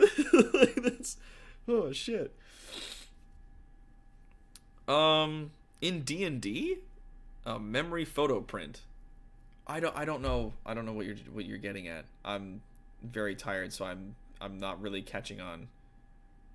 What do you mean by a memory photo print? Help me understand. Yeah, when you miss a meal, your body holds onto that fat just a little bit harder the next time you eat. Yep. Yeah, my husband's been making me eat anything as meals before dinner, and I'm getting back and exercising too. Good. Take good care of yourself. My goal is to be healthy now, mentally and physically. Healthy body, healthy mind, man. Those people aren't full of shit. And it's your imagination, but on LSD. Good. Yeah. Here's the thing. There's a lot of people out there that would say shit like, you know, if you're feeling depressed or anxious or whatever, like, take a walk, get some exercise, get some fresh air, drink some water, eat better. And everybody's just like, that doesn't cure my depression. And that is correct. It does not cure your depression. But think of it this way. Being dehydrated, malnourished, not getting enough fresh air and sunshine and stuff like that is bad for normal people who don't have a problem, like a psychological disorder like depression or anxiety or whatever else the fuck is going on in there. That stuff is bad for regular people. Imagine what it's doing to you. Okay? Like, if all that shit fucks up regular people, it's gonna definitely fuck you up. Like, you already have a handicap here. You need to take care of yourself, please. For the love of God. Like, I've said this, I think, on the Questions Friday thing. Like, yeah, fuck you up. Like, yeah, it doesn't cure your depression, but it definitely arms you with, like, some tools that makes it much easier to fight your depression. It won't cure it, but it makes it easier to manage. Because, like, if you're getting regular exercise, and you're getting out there and you're getting your sunshine and your fresh air and you're drinking lots of water and you're eating really well, you have a very healthy body. I have not fainted on stream. I have not, thankfully. I've gotten very tired on stream when we've done 24-hour streams in the past, like big donation build things. But Tristan, I have not fainted yet. I say yet because the future holds wonderful things for us, depending. Any tips on lowering food intake without constantly feeling painful levels of hungry? Well, farted lol, I'm sorry. Racti 2.0. We got a new Racti, yeah, no. Oh, I've already farted on stream. No. Yeah, I misread that. That's right, I've got, like, low-key dyslexia. I don't think I've ever, like, super farted on stream either. If I ever have, I've done it, like, quietly.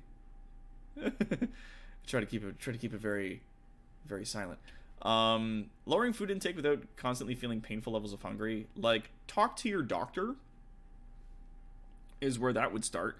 They might refer you to a nutritionist who can give you just, like, a quick run through on, like, just general food intake, stuff like that. Just, you know, yeah, the one cheek sneak. Yeah, you know, just really like a test fart. And you just, like, lean to one side. Pretend you're just stretching or shifting in your seat. But yeah, talk to your doctor. They'll typically either give you advice or refer you to a nutritionist, and they'll tell you, like, how you can adjust your food intake, the different kinds of food that you can eat that will fill you up but not fill you full of calories. And also understand that a large portion of consumption is psychological. A large portion of, like, obesity and stuff like that is in your head. That's not to say that it isn't real. It is very real. It is a disease, but it's here, mostly. Your genes play a large part in it, yes, but Like, you might not be actually hungry, but your body is giving you a hunger response. It's what they call psychosomatic symptoms. Like, your brain creates a feeling that isn't real.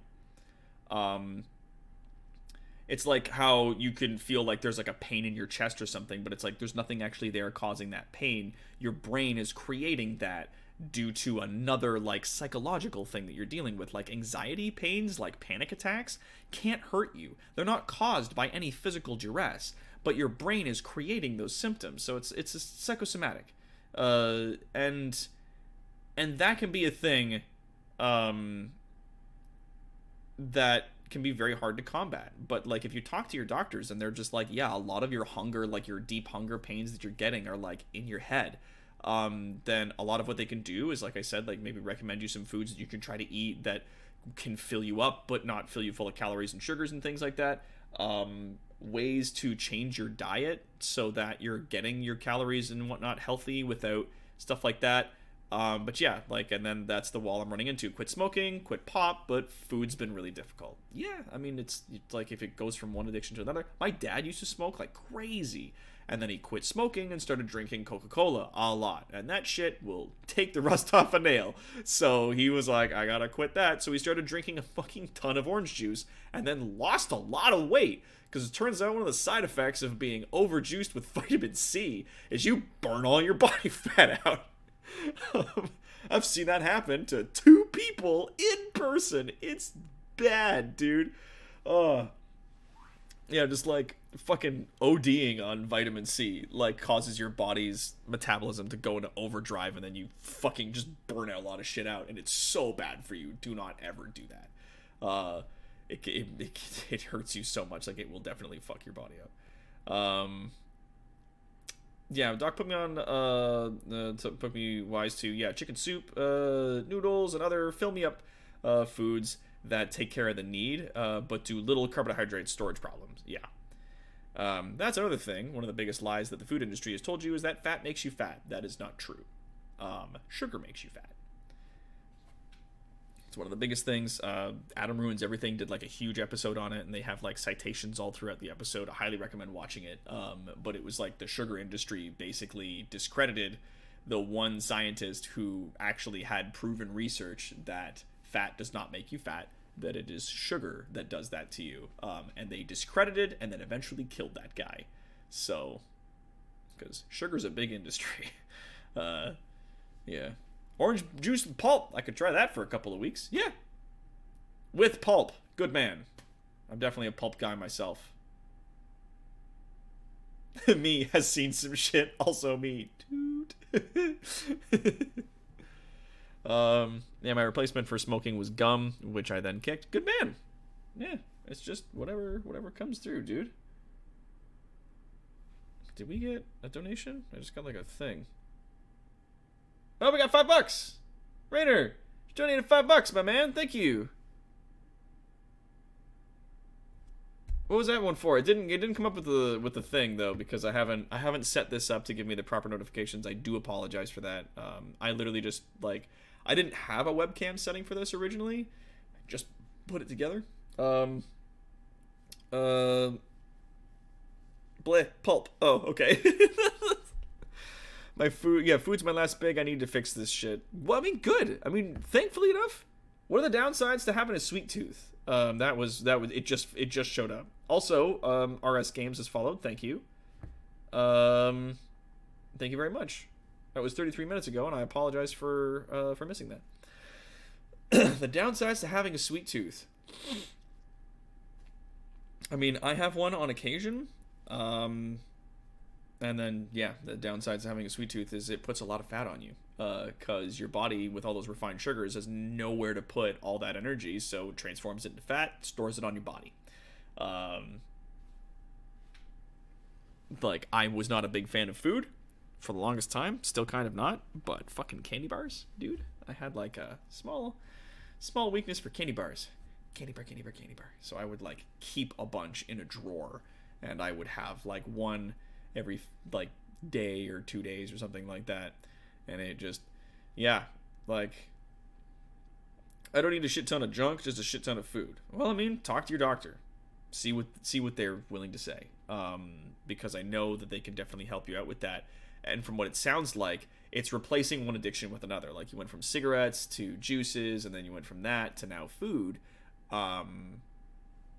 So it sounds like a large proponent of the overeating problem might be psychological.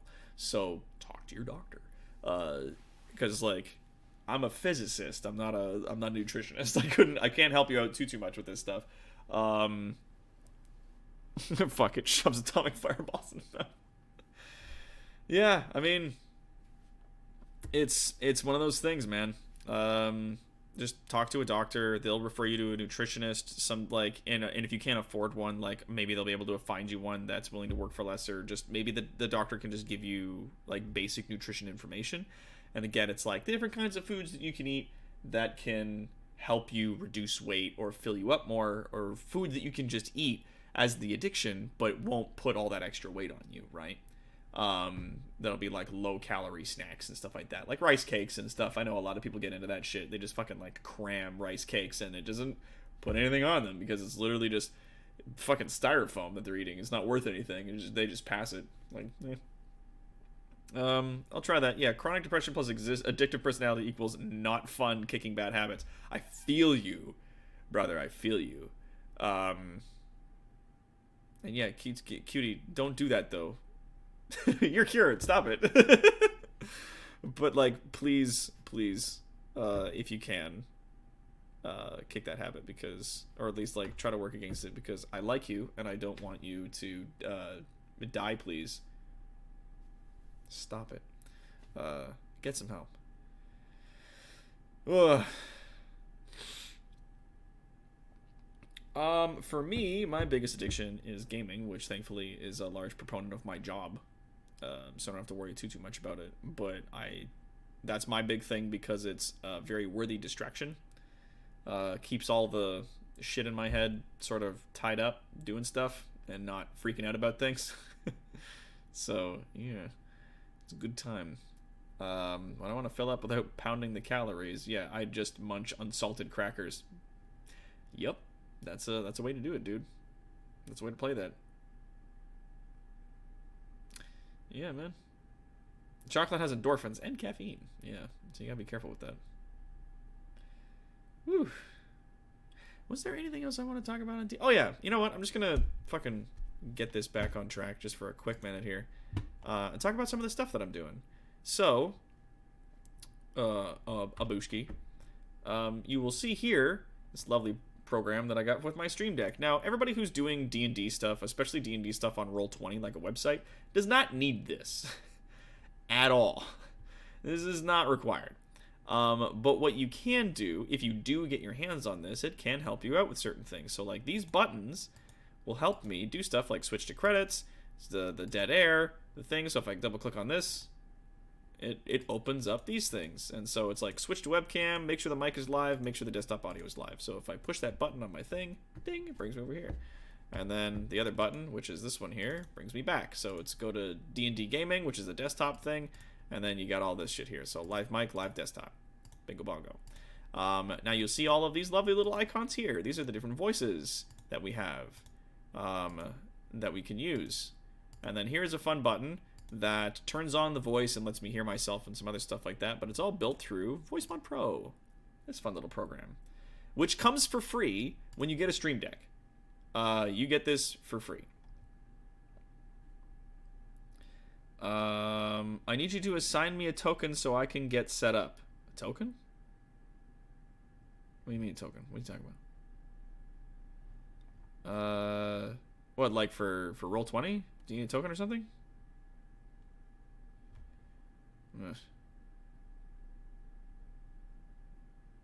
Anyway, let me know. I'll keep talking about stuff in the meantime. So yeah, this program comes free with Stream Deck, and it comes with a whole bunch of voices that you can use, and they add voices in all the time. They've been adding them over the time that I've been using it, but yeah. And then I made my own, which, like, if I go into here, double click on like this, and I'm like, no, I don't want to activate it so I can hear it.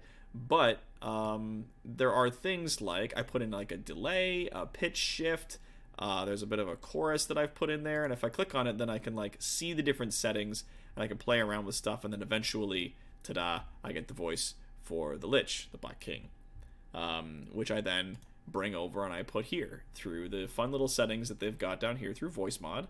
And then I can like select a voice and drop it in there, and then a bunch of this other stuff. Playing meme sound. It's funny because they're like, you can put in like funny little meme sounds here, the like little wacky things that you can press a button and then it's like, oh, whoa, wacky fun. And it's meant to be used to troll people when you're playing online games. Same thing with the voice mod thing. They were like, yeah, this is just so people can troll other people in online games. And I was like, dude, it's got way better applications. And that is that you can use it to a hundo P, put all these sounds in, and then in here, go into sounds, and then ta-da, we got all these lists. So I got like, look at these combat sounds. There's that, and there's the arrow, and then oh, there's like arrow hit. Boom. Right? And I can pick that from the list of all the sounds I've put in, and then I can put a little icon for it, and it makes it really easy for me to be like, oh, Steve attacked a guy. Did it get him? Oh, it did get him? Cool, it did some damage. Like, there's just fucking cool sounds and stuff that we can do here. Oh, the little round character token. The ones that you can set a picture for and get their HP total above their head and all that stuff. Yes. That... So the visual icon, there's a program I have on here. Icon. What's the program that where did I put it?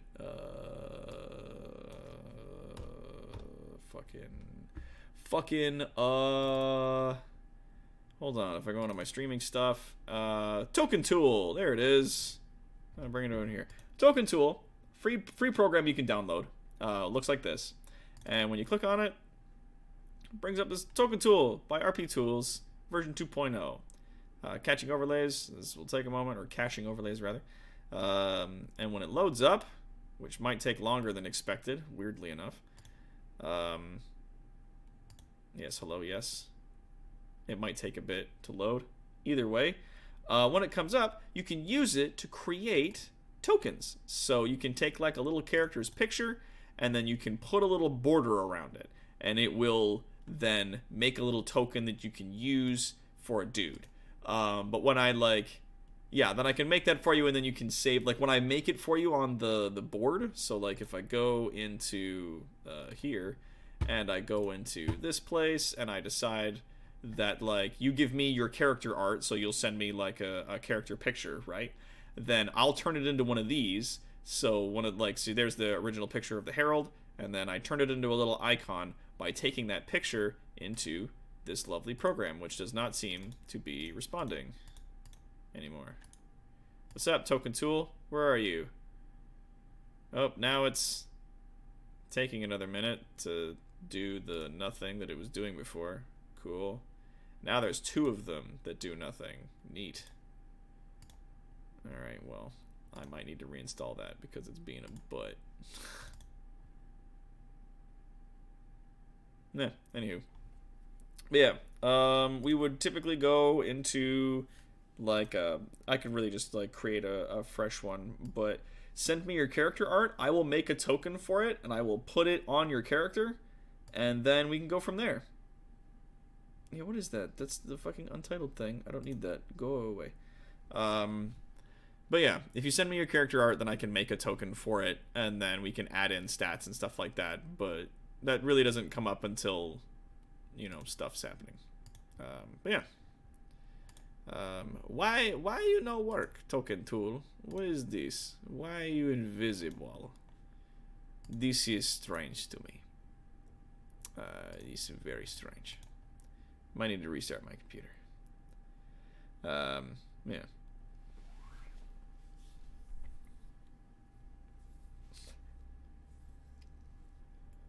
Yeah. Yeah, like, some discussions I've had with people recently is that your normal pain might be very triggering and awful for other regular people or people that have dealt with similar or lesser things. So please be careful. Oh, was it opening up over there? Is that what was going on? It was opening up another fucking thing. Streaming. Token tool. Yeah, and it's gonna be like, we're opening the program on this side, and then I think it was opening up on like my other monitor. Whoops.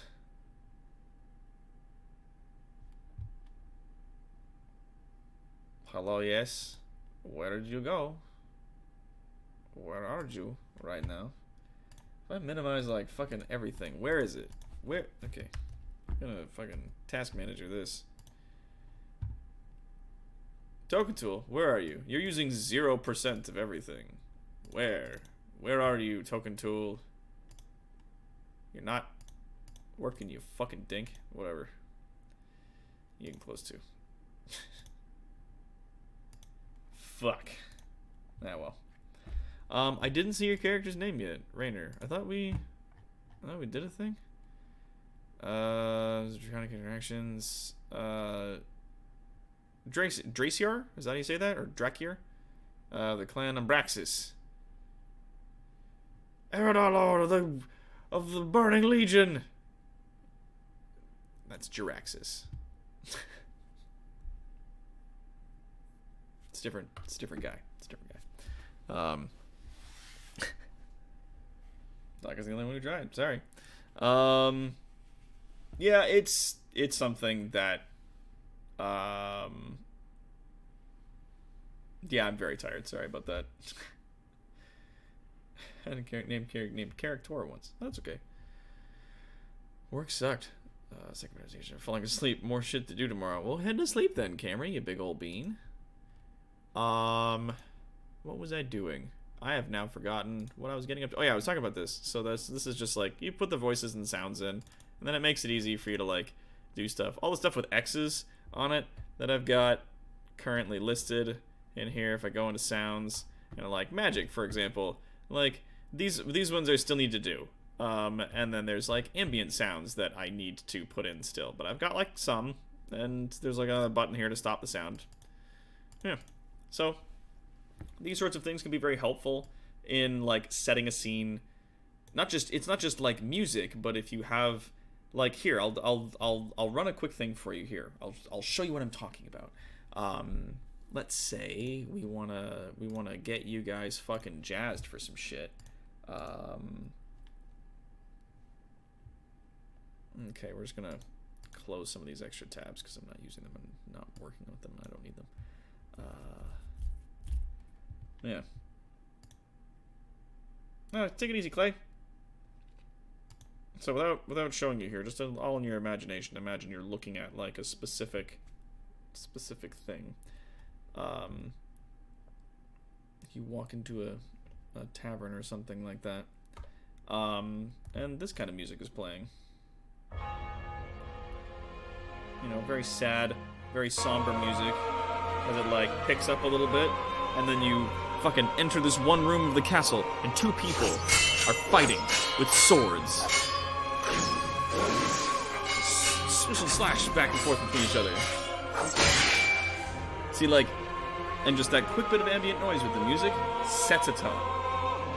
And is very, very good for just like just getting those feelings to punch just like a little bit more. Like every time they cast that bell, just there you go.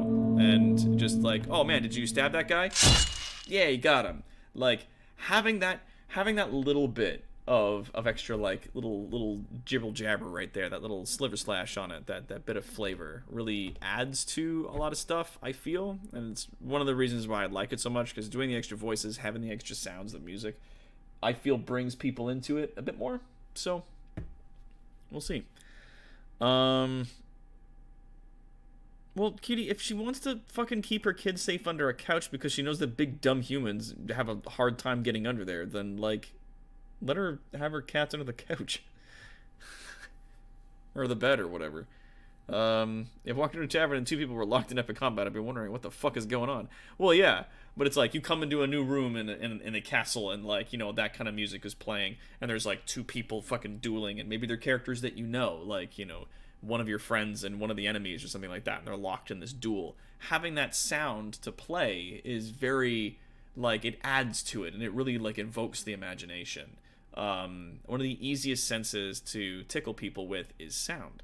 And it's why ASMR is such a big thing for a lot of people, because you can just sit down and close your eyes and then put on a thing, and people's ears will be offended way before their eyes will be.